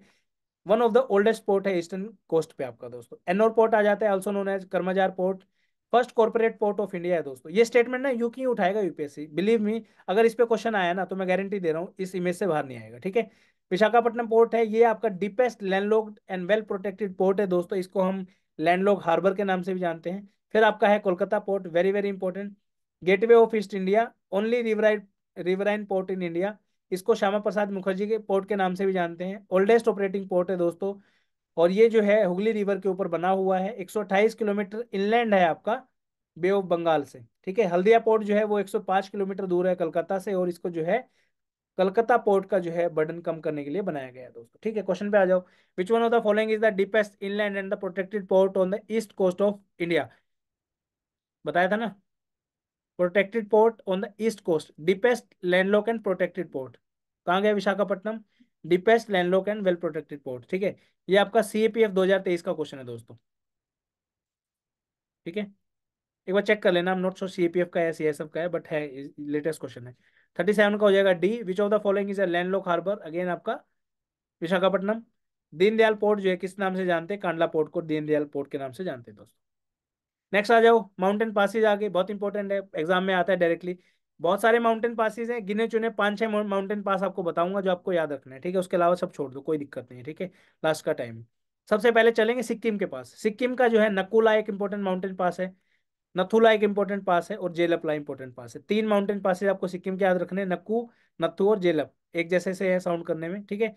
आ जाओ फिर अरुणाचल प्रदेश में। अरुणाचल प्रदेश के 3 है, बमला है, सेला पास है, और आपका बोमदीला है। ये 3 बहुत ज्यादा इंपॉर्टेंट है, बाकी ये दोनों याद रखो तो रखो, नहीं रखो तो मत रखो, ठीक है। बाकी लेखा पानी, दीपू पास और दिहांग पास भी है, ठीक है। अब आ जाओ आप उत्तराखंड में। उत्तराखंड में आपका लिपू लेक पास है, ठीक है। माना गांव आपने सुना होगा, माना पास, नीति पास है आपका यहाँ पे, और यहाँ पे आपका है मुलिंगला पास, ठीक है। हिमाचल प्रदेश में आ जाओ, रोहतांग पास, अटल टनल इसके ऊपर बना हुआ है, ठीक है। ये आपके अटल टनल है फॉर एग्जाम्पल। यहाँ पे आपका मनाली है, और यहाँ पे आपका जो है लाहौल एंड स्पीति वैली है, तो इसको क्रॉस करके जो है आप जाते हो फिर, ठीक है। इसके अलावा शिपकिला पास जो है यहाँ पे इंपॉर्टेंट है। उसके बाद ऊपर आ जाओ, यहाँ पे अगिल पास इंपॉर्टेंट है आपका, ठीक है। देन आपका खारदुंगला पास इंपॉर्टेंट है। उमलिंगला पास जो है वर्ल्ड का हाईएस्ट मोटरेबल पास है। कारोकोरम पास जो है आपका लद्दाख के अंदर पड़ता है, ठीक है। बनिहाल पास है जिसके ऊपर आपकी जवाहर टनल बनी हुई है, वेरी इंपॉर्टेंट, जम्मू कश्मीर में है, ठीक है। बोलान पास आपका पाकिस्तान में, कई बार क्वेश्चन पूछ लेता है। गोमाल पास भी पाकिस्तान में है। खैबर पास जो है वो भी पाकिस्तान में है। जोजिला जो है आपका जम्मू कश्मीर में है दोस्तों, ठीक है। ये इंपॉर्टेंट पासेज थे। वापस आ जाओ क्वेश्चन पे। Which among the following passes is not located in Indian Himalayan region. अभी हमने जस्ट देखा Zojila pass, Shipkila pass, Lipulekh, ठीक है। तीनों के तीनों हमारे इंडियन रीजन में है। बोलान पास जो है ये जस्ट हमने अभी ये देखा था, ये देखो ये रहा बोलान पास पाकिस्तान में, ठीक है ना। चलो नेक्स्ट है आपका मैच द फॉलोइंग है। जोजिला पास है आपका जम्मू कश्मीर, जब अभी बताया था, ठीक है। बारालाचाला पास है हिमाचल प्रदेश में, जस्ट अभी बताया था। जेलेपला जो है और नीति पास आपका है, ठीक है। जेलेपला कहाँ पे है आपका, सिक्किम के अंदर है, बताया था ना, याद है। ये रहा जेलेपला, ठीक है जी। मिलाओ इनको, ए का आपका 4 हो जाएगा, ए का 4 यानी कि ए ऑप्शन आंसर या फिर सी ऑप्शन आंसर। डी का 2 हो जाएगा, नीति पास उत्तराखंड, ठीक है। जेलेपला पास सिक्किम, सी का 1 हो जाएगा, तो सी का 1 होगा तो क्या आएगा आंसर, सी ऑप्शन आ जाएगा। ये आ गया आपके। इनको बोला है कि वेस्ट से ईस्ट लगाओ, ठीक है। ये आपका ईस्ट है, ये आपका वेस्ट है, वेस्ट से ईस्ट लगाना है, यानी कि इधर वाला पहले आना चाहिए, इधर वाला लास्ट आना चाहिए, ठीक है। बारालाचाला, शिपकिला, जेलपला और बोमदिला। बोमदिला हमें पता है अरुणाचल प्रदेश में है, तो चौथा सबसे लास्ट में आ जाएगा। जेलपला जो है आपका सिक्किम में है, शिपकिला आपका जो है हिमाचल प्रदेश में है, और बारालाचाला और ऊपर है थोड़ा, ठीक है। तो 1 2 3 4 सिक्वेंस हो जाएगी, ये आंसर आ गया आप, ठीक है। चलो आगे चलें। अब बात करते हैं कुछ नेचुरल डिजास्टर के बारे में दोस्तों। हाल फिलहाल में क्वेश्चन आया था, तो फ्यूचर में भी जो है आपका आ सकता है, ठीक है। बायोलॉजिकल डिजास्टर की जब मैं बात करता हूँ तो यहाँ पे प्लांट और एनिमल टाइप के जो आपके कॉलोनी में जो है अटैक करते हैं बायोलॉजिकल, तो जैसे आपका लोकस्ट है, लोकस्ट अटैक आपका हुआ था, जो होते हैं ना वो राम का घोड़ा जिसको बोलते हैं, वो होता है लोकस्ट, ठीक है। उसके बाद आपका bacterial, viral, fungal, bird flu वगैरह, डेंगू, ये सब बायोलॉजिकल डिजास्टर के अंदर आपका आता है, ठीक है। एक्वेटिक की जब मैं बात करता हूँ, यहाँ पे फ्लड हो जाएगा, टाइडल वेव है, ओशन करंट है, स्टॉर्म सर्ज है, और आपका सुनामी आ जाएगा, ठीक है। सबसे ज्यादा जो कंफ्यूजन होता है वो होता है आपका ब्लिजार्ड में, ये हो गया ब्लिजार्ड। देन आपका जो दूसरा कंफ्यूजन होता है वो होता है आपका, कहाँ गया वो, अवलांच, ये रहा, ठीक है।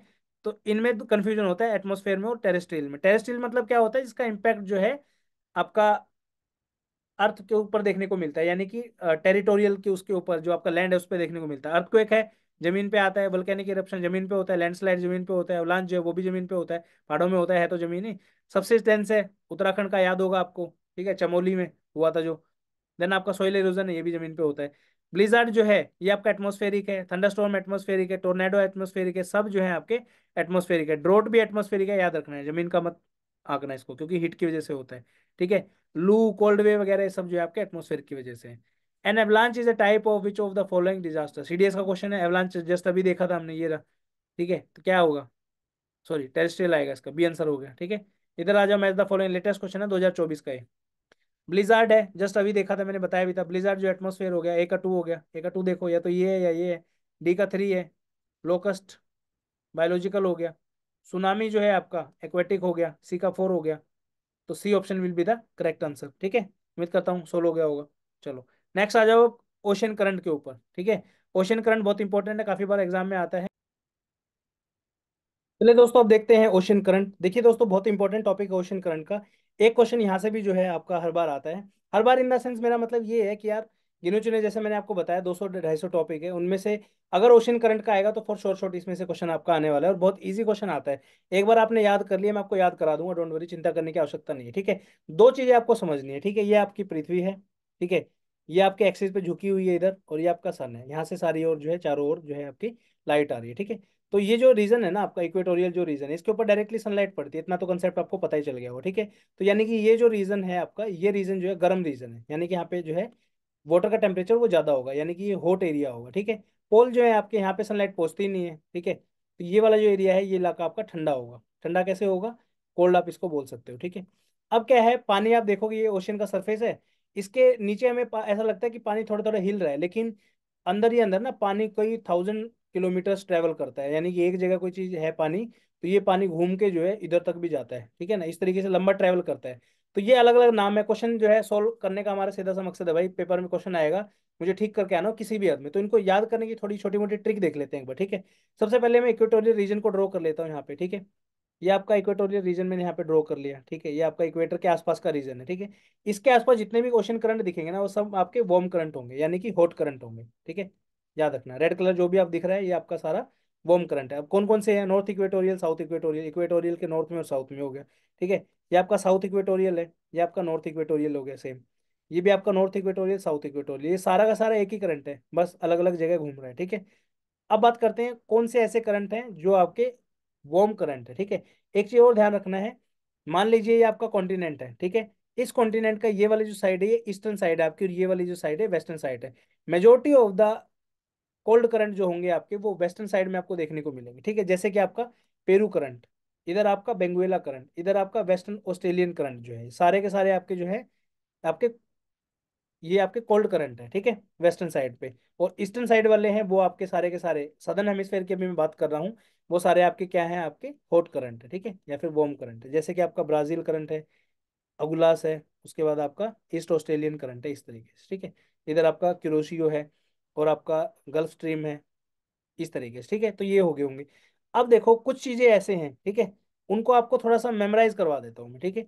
जैसे नीचे वाले हैं ना आपके, वेस्ट विंड ड्रिफ्ट है, ईस्ट विंड ड्रिफ्ट है, ये ड्रिफ्ट वाले, ये जो भी हैं, ये वाला आपका कौन सा रीजन है, अंटार्कटिका का रीजन है, तो ये ठंडा इलाका है, तो यहाँ से जो भी करंट मूव करेंगे वो सारे ठंडे करंट होंगे, ठीक है। जैसे कि ये वाला करंट इस ऊपर की साइड जा रहा है आपका, ठीक है। तो ये वाला करंट कौन सा हुआ आपका, एक सेकेंड, ये वाला जो करंट हुआ आपका ये कौन सा हुआ, ये हो गया आपका पेरू करंट। इसको हम हमबोल्ट के नाम से भी जानते हैं, हम BOLDT, याद रखना है, पेरू करंट को हम हमबोल्ट के नाम से भी जानते हैं।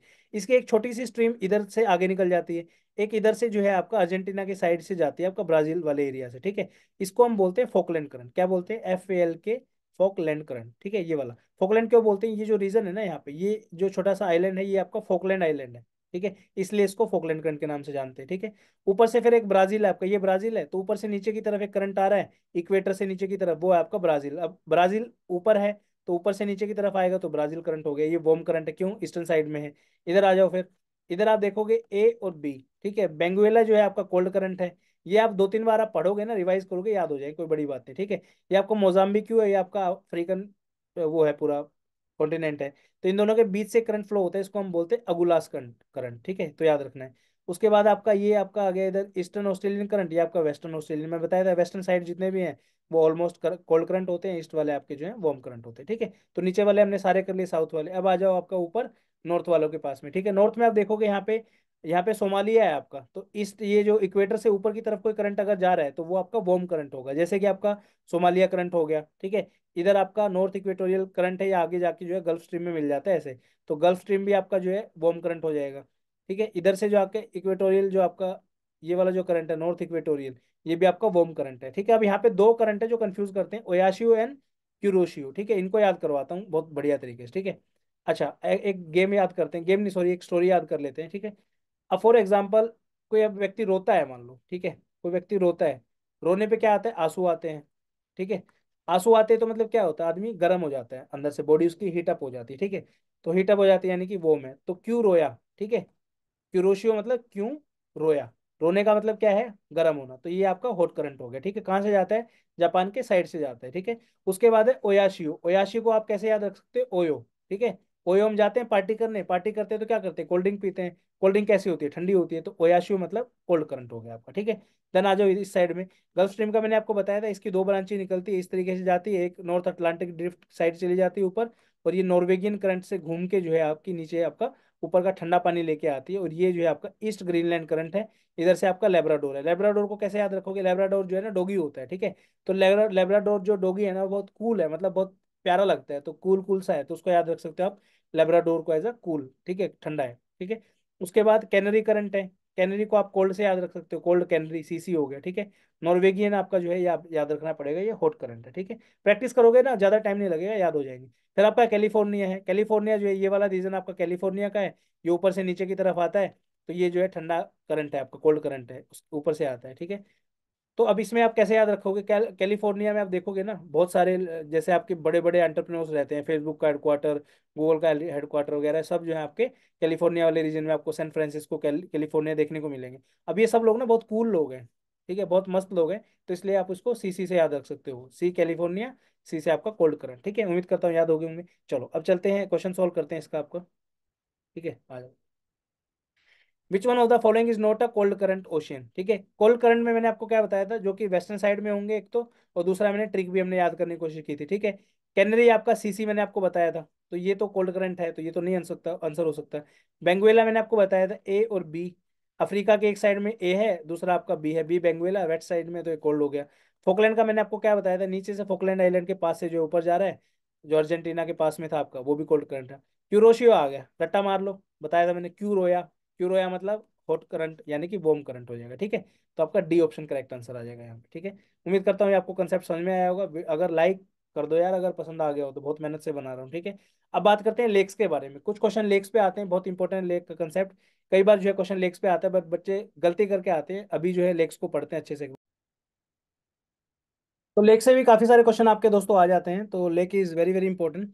वैसे तो बहुत सारी है इंडिया में, कर करके पागल हो जाओगे आप, इतनी लेक है, बट कुछ इंपॉर्टेंट जो लेक है उनके बारे में दोस्तों हम बात करेंगे दोस्तों। ठीक है, ये वाला एक बार आप देख लो, इधर से आप देखोगे 3 क्वेश्चन जो है मैंने डाले हैं। एक सीडीएस का क्वेश्चन है इसमें।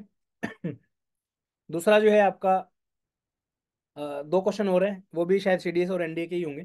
ठीक है, शुरुआत करते हैं नॉर्थ साइड से दोस्तों, सबसे ऊपर से हम शुरू करेंगे लद्दाख के अंदर। लद्दाख में आपकी जो है पेंगोंग सो लेक आपको देखने को मिलेगी, वेरी वेरी फेमस लेक। काफ़ी जो है कॉन्फ्लिक्ट में रहती है चाइना के साथ, तो ये आपको याद रखनी है। फिर आपकी सो मोरोरी लेक है, ये भी आपको लद्दाख में देखने को मिलेगी दोस्तों। इधर से जम्मू वाले रीजन में जब हम आते हैं तो वुलर लेक आपको देखने को मिलेगी एक, इंडिया की सबसे बड़ी जो है आपकी फ्रेश वाटर लेक है वुलर लेक। ठीक है, उसके बाद मंसार लेक है दोस्तों, एक very important, Jammu and Kashmir के अंदर ही है ये भी। ये दोनों लेक, वुलर लेक और मंसार लेक जो है टेक्टोनिक ओरिजिन की है दोस्तों। ठीक है, डल लेक है इसके पास में ही है थोड़ा सा। ये जो है आपकी श्रीनगर शहर जो है आपका डल लेक के ऊपर बसा हुआ है, याद रखना है। हिमाचल की बात मैं करूं तो यहाँ पे चंद्रताल लेक आपको देखने को मिलेगी। चंद्रताल का जो ट्रैक है वो भी आप कर सकते हो जाके, अगर किसी ने किया हो तो बता दो कमेंट सेक्शन में। ठीक है, इसके अलावा खजियार लेक है, ये भी बहुत खूबसूरत लेक है, आप कभी जाओ हिमाचल तो जाके जाना इस लेक के अंदर। देन आपकी यहाँ पे एक रेणुका लेक पड़ती है हिमाचल के अंदर, वेरी वेरी फेमस। उसके बाद पंजाब के अंदर 2 इंपॉर्टेंट है, हरीके और कंजली वेटलैंड, ये दोनों भी लेक है, वेरी इंपॉर्टेंट। राजस्थान की अगर बात करूं तो पुष्कर लेक है, बहुत रिलीजियस प्लेस है, काफी इंपॉर्टेंट है। सांबर लेक जो है इंडिया की सबसे लार्जेस्ट इनलैंड साल्ट लेक है। देन आपकी डिडवाना लेक है, पिचोला लेक है, ये भी आपकी जो है राजस्थान की लेक है, राजसमांद है। बड़खल लेक हरियाणा के अंदर पड़ती है। उत्तराखंड की बात करूं तो आपके रूपकुंड लेक है यहाँ पे। नैनी लेक का नाम आपने सुना होगा, फ्रेश वाटर लेक है, टेक्टोनिक ओरिजिन की है। भीमताल लेक एक पड़ती है यहाँ पे फिर। ठीक है, उसके बाद उत्तर प्रदेश में आ जाओ, यहाँ पे जो है बेला सागर लेक एक आपको देखने को मिलेगी, और दूसरा आपका इंडिया की लार्जेस्ट आर्टिफिशियल लेक जो है गोविंद बल्लभ पंत सागर के नाम से आपको देखने को मिलेगी। ठीक है, बिहार में एक ही लेक है आपकी, कन्वर लेक के नाम से इंपॉर्टेंट है। सिक्किम की 3 lake very very important, Tsomgo lake है। सोमगो देखोगे यहाँ पे आपका सो मोरोरी, सोमगो, उसके बाद पेंगोंग सो। तो लद्दाखी लैंग्वेज में सो का मतलब होता है लेक। ठीक है, तो ये याद रखना है। सो लहामो जो है ये भी आपको सिक्किम में देखने को मिलेगी। और खींचे पालरी जो लेक है, खींचा पालरी जो लेक है, ये भी आपको जो है सिक्किम में देखने को मिलेगी। ये खींचा पालरी लेक जो है बहुत इंपॉर्टेंट है, एग्जाम में आ सकती है। नेक्स्ट आपका दीपोर बिल है, ये गुवाहाटी के अंदर आपको देखने को मिलेगी। नेक्स्ट है आपकी उमियाम लेक, और फिर इसको बड़ा पानी के नाम से भी जानते हैं, ये भी इंपॉर्टेंट है, मेघालय में है। लोकतक लेक मणिपुर के अंदर है, फ्लोटिंग नेशनल पार्क के नाम से भी जो है इसको जानते हैं, यहाँ पे इसके अंदर एक नेशनल पार्क है फ्लोटिंग। उसके बाद आपका रुद्र सागर लेक त्रिपुरा में पड़ता है दोस्तों। देन इंडिया की सबसे बड़ी जो लगून है, लार्जेस्ट ब्रैकिश वाटर लेक जो है, चिल्का लगून पड़ती है आपकी। इंपॉर्टेंट फ्रेश वाटर लेक है आपकी आंध्र प्रदेश के अंदर, ये आपकी कोल्लेरू लेक है। इंपॉर्टेंट किस लिए है ये याद रखना है, कोस्टल लेक नहीं है दोस्तों ये। जैसे मान लो ये आपका कोस्ट है, दिख नहीं रहा होगा यहाँ पे, ये अंदर की साइड पड़ती है, ऐसा नहीं कि बिल्कुल कोस्ट पे ही है, तो ये याद रखना है। उसके बाद तेलंगाना के अंदर हुसैन सागर लेक है, ये हार्ट शेप की लेक है दोस्तों, वेरी इंपॉर्टेंट। महाराष्ट्र की एक इंपॉर्टेंट लेक है लोनार लेक, क्रेटर लेक के नाम से भी इसको जानते हैं। भोपाल की जो अपर लेक है, इसको भोजताल के नाम से भी उसको जाना जाता है। उसके बाद ये तो आप बोलोगे सारी करा दी, तो एक बार तो फर्ज बनता है कि पूरी करा दे, एटलीस्ट कोई भी क्वेश्चन आए तो बता तो सके एटलीस्ट। ठीक है, देन आपका नल सरोवर है गुजरात के अंदर, important. Run of Kutch lake है, काफी बार क्वेश्चन आता है इससे भी। धेबार लेक है, सेकंड लार्जेस्ट आर्टिफिशियल लेक है आपके इंडिया के अंदर, इसको जैसमाद लेक के नाम से भी जानते हैं। ठीक है, Vembanad lake India's most important lake जो है, लॉन्गेस्ट और लार्जेस्ट लेक है पूरे इंडिया के अंदर, याद रखना है, इंपॉर्टेंट फैक्ट। देन वल्लमकली नाम की एक बोट रेस होती है दोस्तों यहाँ पे, जो आपने बागी मूवी देखी होगी, उसके अंदर वो जो बोट रेस होती है वो वल्लमकली ही होती है। इसको नेहरू ट्रॉफी के नाम से भी जानते हैं। ठीक है, फिर एक इंपॉर्टेंट लेक है शस्तम कोटा लेक। देन आपकी इंपॉर्टेंट लेक है अस्तामुडी लेक। ठीक है, ये इंपॉर्टेंट है। देन आपकी कोडई कनाल एक इंपॉर्टेंट लेक है तमिलनाडु के अंदर, ऊटी लेक है ऊटी शहर के अंदर। उसके बाद आपका पुलिकट लेक है, ये इंपॉर्टेंट है, ध्यान रखना है। पुलिकट लेक जो है कई जगह आपको आंध्र प्रदेश दिया मिलेगा, but remember Pulicat lake is 90% इन आंध्र प्रदेश, और 10% जो है आपकी तमिलनाडु में भी है। तो दोनों ऑप्शन ध्यान से जो है इसका आंसर लगाना है। चलो अब क्वेश्चन पे चलते हैं। Question number 17, Rani told her friend that last year she did boating in the 4 different lake, namely Loktak lake, Barapani, Kolleru lake and Pulicat lake. ठीक है, कौन कौन से स्टेट उसने विजिट की होंगी। लोकटक लेक का वेरी इजी है, मणिपुर से शुरू होता है। ठीक है, तो दो ऑप्शन में मणिपुर है, ये दो आप ऑप्शन काट दो। ठीक है, देन बड़ा पानी है, मान लो आपको याद नहीं है, छोड़ दो, कोई बात नहीं। कोलेरू लेक, कोलेरू लेक आप इजिली याद रख सकते हो, आंध्र प्रदेश का मैंने आपको बताया था, तो एक ही ऑप्शन बनता है बी ऑप्शन। ठीक है, लास्ट में पुलिकट है, मैंने बताया था तमिलनाडु और आंध्र प्रदेश दोनों में मिलता है। ठीक है ना, बड़ा पानी लेक आपकी मेघालय में। विच of the following is a crater lake in India, तो लोनार लेक जो है आपकी क्रेटर लेक है। सांबर लेक जो है इंडिया की, इंडियाज सॉल्ट वाटर लेक है। ठीक है, तो यहाँ पे जो है आपका नमक बनाया जाता है इसमें। ठीक है, ये चीज़ आपको याद रखनी है। चिलिका लेक आपको बता दिया, लार्जेस्ट लगून है इंडिया का। वेमनाड लेक लार्जेस्ट और बिगेस्ट लेक है पूरे कंट्री का। Question number 47, in which of the following state UT is the lake Tsomgo located, तो मैंने बताया था सिक्किम के अंदर लेक सोमगो आपको देखने को मिलेगी। ठीक है, चलो नेक्स्ट चलते हैं आपका। ये क्वेश्चन आपका मैच द फॉलोइंग का है, इंपॉर्टेंट है। रिवर जब आपने पढ़ी हुई तो इंडस रिवर के बारे में पढ़ा होगा। इंडस रिवर की ट्रिब्यूटरी है नुब्रा रिवर। नुब्रा रिवर और Nubra valley, very very important. जितने भी लोग लद्दाख बाइक ट्रिप पे गए हैं नुब्रा वैली जरूर गए होंगे, हुंदर नाम की एक जगह है वहाँ पे डबल हैम्प कैमल आपको देखने को मिलेंगे। ठीक है, इसके बाद आपके आती है ब्रह्मपुत्रा रिवर, जो कि आपका धानसिरी रिवर इसकी ट्रिब्यूटरी है। ए का हो जाएगा आपका 4, सी का हो जाएगा 2। ए का 4, सी का 2। ठीक है, एक ही ऑप्शन है, ये आंसर आपका हो जाएगा। बी का 1 है घाघरा सेती कावेरी भवानी। ठीक है, तो B answer will be the correct answer. चलिए नेक्स्ट चलते हैं। Which of the following is not a west flowing river, कौन सी रिवर ऐसी है जो वेस्ट की तरफ नहीं बहती है। ठीक है, माही रिवर है, बनास रिवर है, लूनी रिवर और साबरमती रिवर है। साबरमती, लूनी और माही, ये तीनों ही जो है आपकी वेस्ट की तरफ बहती हैं। बनास रिवर जो है दोस्तों ये जो है आपकी इस तरीके से बहती है नॉर्थ ईस्ट की तरफ। ठीक है, याद रखना है। नेक्स्ट है, which of the following states in India share a boundary with the most number of state, तो करेक्ट आंसर जो इसका आएगा उत्तर प्रदेश आएगा दोस्तों। यहाँ पे आपका उत्तर प्रदेश उत्तराखंड के साथ शेयर करता है, हरियाणा 2, राजस्थान 3, मध्य प्रदेश 4, छत्तीसगढ़ 5, झारखंड 6 और बिहार 7। ठीक है, उसके बाद असम देख लो, असम जो है आपका करता है अरुणाचल प्रदेश के साथ 1, दूसरा नागालैंड के साथ, तीसरा इसके साथ, चौथा, पांचवा, छठा और सातवां, ये भी 7 हो गया। और ये जो है हिमाचल प्रदेश के साथ भी अपना बॉर्डर शेयर करता है क्या, कोई बाकी तो नहीं रह गया इसमें। उत्तर प्रदेश और असम दोनों में कंफ्यूजन है। आई थिंक हिमाचल प्रदेश से भी करता होगा, तो इसका आंसर उत्तर प्रदेश ही आएगा। एक बार चेक कर लेना कुछ छूट गया हो तो। मोस्ट नंबर ऑफ स्टेट लिखा है, उत्तराखंड हो गया, हरियाणा हो गया, राजस्थान 3, मध्य प्रदेश 4, छत्तीसगढ़ 5, झारखंड और बिहार 7। हिमाचल प्रदेश के साथ भी करता होगा, I am not 100% sure, but एक बार चेक कर लेना। बाकी असम जो है आपका 1 2 3 4 5 6 7, असम भी 7 के साथ करता है। ठीक है, तो उत्तर प्रदेश 8 के साथ करता होगा फॉर श्योर, इसलिए जो इसका आंसर उत्तर प्रदेश आएगा। एक बार जाके चेक करना हिमाचल के साथ करता है या नहीं करता है। ठीक है, which of the following soil is ideal for the growing cotton, cotton जो है रेगुर सॉइल में उगाया जाता है, जिसको हम ब्लैक सॉइल के नाम से भी जानते हैं। ठीक है, तो इसका करेक्ट आंसर आएगा आपका रेगुर सॉइल। नेक्स्ट आ जाओ, in which of the following, sorry, which one is the most abundant of all the earth element, तो इसका जो करेक्ट आंसर आएगा वो आएगा आपका ऑक्सीजन। सभी एलिमेंट में सबसे ज्यादा आपको ऑक्सीजन देखने को मिलेगा। ठीक है, नेक्स्ट आ जाओ, sea of Azov, question number 37। Sea of Azov जो है ये किससे कनेक्टेड है, तो ये आपका यहाँ पे सी ऑफ अजोव है, ये कनेक्टेड है आपका ब्लैक सी से। ठीक है ना, यहाँ से ऐसे इस तरीके से। ठीक है, अब यहाँ पे साथ के साथ मैंने बताया था मैप जब भी हम करते हैं तो एक दो चीज एक्स्ट्रा देख लेते हैं, कभी क्वेश्चन आ जाए तो मजा आ जाए, क्वेश्चन सॉल्व हो जाए आपका। ठीक है, चलिए देखते हैं क्या क्या चीजें ऐसी जो हम सीख सकते हैं इससे। ठीक है, ये जो आप जगह देख रहे हो ये वाली, कमेंट सेक्शन में आपको कमेंट करके बताना है इस स्ट्रेट का नाम क्या है।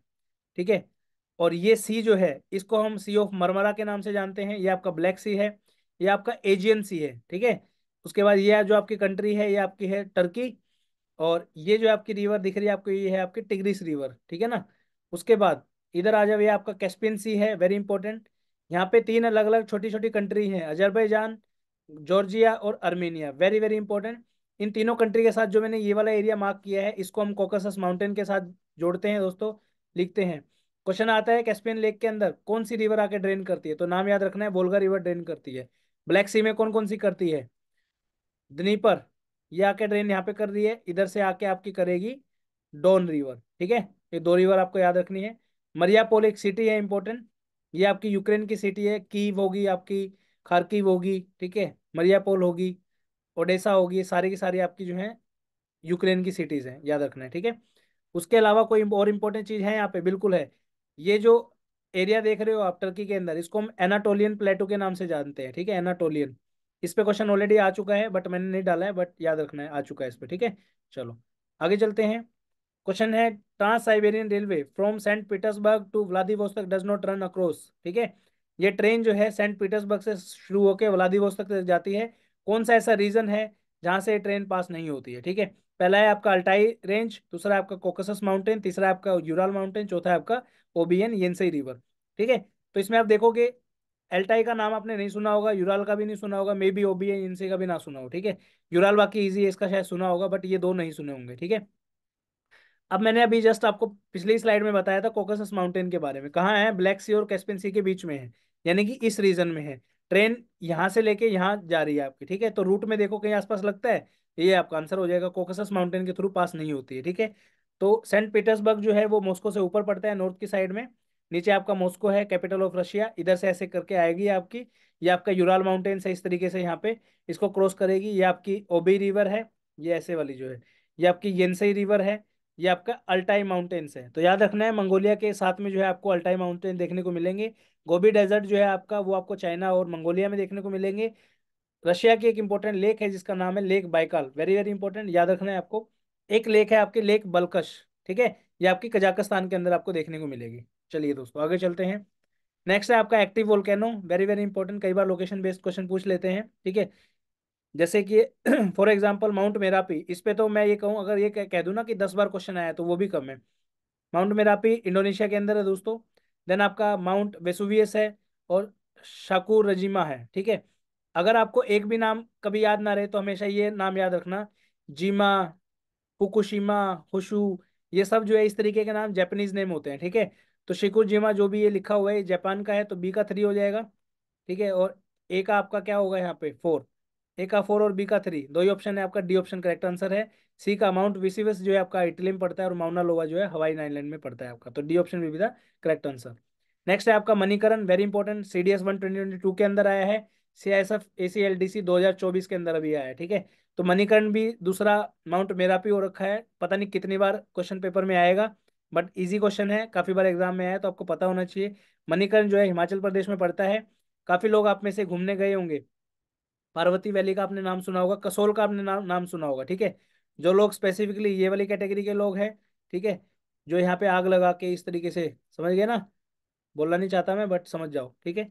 वो लोग जरूर जो है कसोल गए होंगे, कसोल के पास में एक जगह है मणिकरण, जहाँ पे बहुत फेमस गुरुद्वारा है मणिकरण का, वहाँ पे जो है आपको जियो थर्मल एनर्जी देखने को मिलेगी, ठीक है। गुरुद्वारा प्लस शिव मंदिर है वहाँ पे, याद रखना, ठीक है। तो 36वें का हो जाएगा जियो थर्मल, इसका हो जाएगा आपका जियो थर्मल, 21वें का डी आंसर, ठीक है। चलो आगे चलते हैं। अरेबिका, रोबस्टा एंड लाइबेरिया, ये सभी की सभी जो है कॉफी की वेराइटीज है दोस्तों, वेरी इंपॉर्टेंट। एल्यूमिनियम जो है किससे बनाया जाता है, एल्यूमिनियम बनाया जाता है आपका बॉक्साइट के ओर से, ठीक है, याद रखना है। चलो आगे चलते हैं।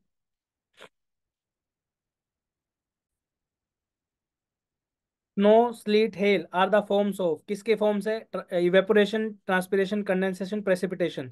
तो ये सब जो है आपकी प्रेसिपिटेशन की फॉर्म है। ये प्रेसिपिटेशन का मतलब होता है गिरना, ठीक है। तो जब भी ये स्नो वगैरह जब होती है आपकी, ये ऊपर से नीचे की तरफ गिरते हैं, in the form of rain, snow, slit वगैरह ये सब, ठीक है। ओले ओले आपने सुने होंगे, वही है। नेक्स्ट आपका question number 91, Indus river basin is extended up to, ये जब पेपर में क्वेश्चन आया था हर कोचिंग ने इसका जवाब जो है ए आंसर दिया था, बोल दिया था कि हरियाणा एलिमिनेट कर दो, बी भी चला जाएगा, सी भी चला जाएगा, डी भी चला जाएगा। एक्चुअली में बेटा लोग, बच्चे लोगों, ये जो क्वेश्चन है इसका जो करेक्ट आंसर है वो आएगा डी ऑप्शन भाई। क्वेश्चन क्या पूछा है वो देखो पहले, Indus river basin is extended up to, ठीक है। आप लोगों को लग रहा होगा कि यार हरियाणा में थोड़ी ना इंडस रिवर बहती है। बेसिन का मतलब होता है पूरी रिवर, उसकी कोई भी ट्रिब्यूटरी, उस ट्रिब्यूटरी की भी कोई अगर डिस्ट्रीब्यूटरी है तो वो भी, ठीक है। तो करेक्ट आंसर आएगा इसका लद्दाख, जम्मू कश्मीर, हिमाचल प्रदेश, पंजाब, हरियाणा, राजस्थान। ये जो है ऑफिशियल डाटा है आपका, यूपीएससी के आंसर की में भी इसका आंसर डी दिया हुआ है।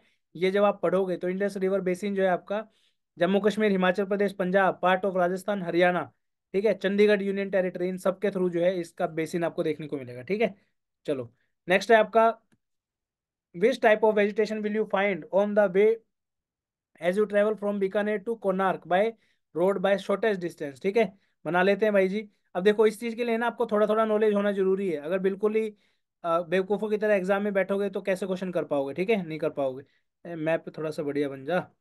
ये आपका जो है गुजरात का हिस्सा है, ये राजस्थान का मान लो, ये बीकानेर हो गया आपका यहाँ पे फॉर एग्जाम्पल।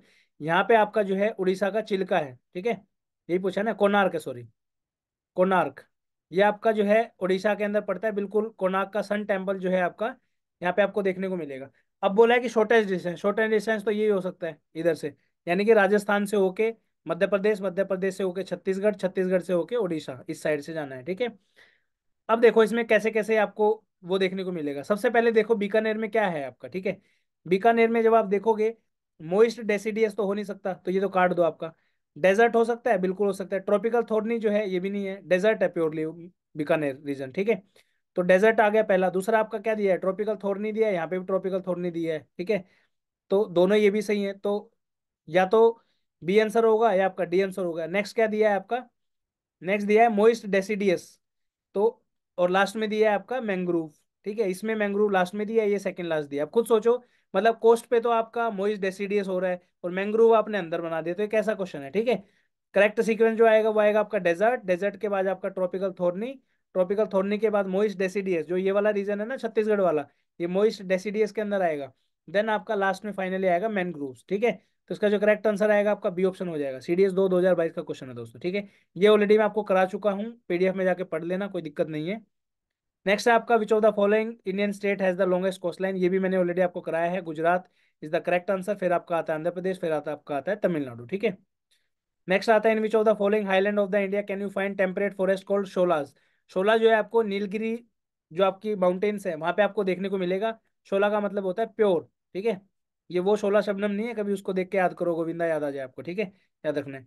नेक्स्ट है आपका, in which of the following states UT has the largest area under the coral reef. India में देखो कोरल रीफ मेन कौन कौन सी जगह मिलते हैं, आपके लक्षद्वीप आइलैंड। ठीक है, मोदी जी ने कंट्रोवर्सी कराई थी अभी, याद है थोड़े दिन पहले, क्या नाम है, मणिपुर कह रहा हूँ सॉरी, मालदीव्स के साथ। ठीक है, वहां पे आप कोरल आइलैंड देखने जाते हो ना, बहुत पसंद है आपको, तो कोरल आइलैंड तो इंडिया में भी है, यहाँ जाओ ना, क्यों नहीं जाते। ठीक है, लक्षद्वीप में भी एक कोरल आइलैंड है और आपका अंडमान में भी कोरल आइलैंड है। बट क्या पूछा है, लार्जेस्ट एरिया, लार्जेस्ट एरिया किस में है, अंडमान निकोबार में, याद रखना है। ठीक है, चलो नेक्स्ट है आपका, which one of the following is the other term use for the focus in relation to the earthquake. ठीक है, छोटा सा बना के ही दिखा देता हूँ, अर्थक्वेक वैसे आना नहीं चाहिए कभी, नेपाल वालों की तो जान अटकी पड़ी है दोस्तों। ठीक है, ये वाली वो जगह है जहाँ पे अर्थक्वेक आपका ओरिजिनेट होता है, इस जगह को हम बोलते हैं फोकस। ठीक है, या फिर हाइपोसेंटर, फोकस या फिर हाइपोसेंटर। अब क्या होगा, यहाँ पे ओरिजिनेट होगा तो ये चारों डायरेक्शन में जो है मूव करने की कोशिश करेगा। ये अर्थ का सरफेस है, बन जा भाई, अर्थ सरफेस। ठीक है, पेन भी थक गया लग रहा है। तो अब एक चीज सोचो कि यहाँ से अगर कोई वेव मूव करके जा रही है तो यहाँ पे पहले पहुंचेगी या यहाँ से मूव करके स्ट्रेट ऊपर सीधा पहले पहुंचेगी। ठीक है, तो ऑब्वियसली ये स्ट्रेट पहले पहुंचेगी, तो यही आपका क्या होगा, ये आपका होगा एपी सेंटर। ठीक है, एपी सेंटर। तो कई बार क्वेश्चन आता है कि just above the focus the point on the surface of earth is known as, तो याद रखना है इसको हम एपी सेंटर बोलते हैं। फोकस और हाइपोसेंटर दोनों एक ही चीज होती है जहाँ पे अर्थक्वेक ओरिजिनेट होता है। ठीक है भाई, उसके बाद है आपका, which of the following is not a mountain peak of Andaman and Nicobar island. Saddle peak, mount Thuillier, mount Diavolo, ये सभी के सभी अंडमान निकोबार में देखने को मिलेंगे, लेकिन लाहौत्से पीक जो है ये आपका हिमालयस की पीक है, याद रखना है। ठीक है, नेक्स्ट आपका आता है, which of the following land surface has the highest albedo. Albedo क्या होता है, ये अर्थ का सरफेस है, ऊपर से आपकी सनलाइट आ रही है, यहाँ से जो सनलाइट रिफ्लेक्ट बैक होके जा रही है वो आपकी एल्बिडो हो जाएगी। ठीक है, तो कौन सा सरफेस ऐसा है जो हाईएस्ट एल्बिडो प्रोड्यूस करता है, तो सबसे ज्यादा एल्बिडो जो है आपको व्हाइट कलर में देखने को मिलेगी। तो व्हाइट कलर किसका होता है, स्नो का होता है, तो ए आंसर जो है यहाँ पे करेक्ट हो जाएगा आपका। ठीक है, चलो ये था आज की वीडियो का एंड दोस्तों। उम्मीद करता हूँ वीडियो पसंद आया होगा, कम से कम इस वीडियो को की जो पीपीटी है उसको रेडी करने में, क्वेश्चन ढूंढने में मेरे 7-8 घंटे लगे हैं दोस्तों। आशा करता हूँ वीडियो पसंद आया होगा, प्लीज़ लाइक जरूर करना इस वीडियो को। कमेंट सेक्शन में जो भी आपका फीडबैक, अच्छा बुरा जैसा भी बोलना है बोलो, पर लिख के जरूर जाओ। ठीक है, कैसी लगी वीडियो, कैसे लगे कंसेप्ट जरूर बताइए, ताकि हम और वीडियोज आपके लिए बना सके। मिलते हैं नेक्स्ट वीडियो में, थैंक यू सो मच, जय हिंद, वंदे भारत।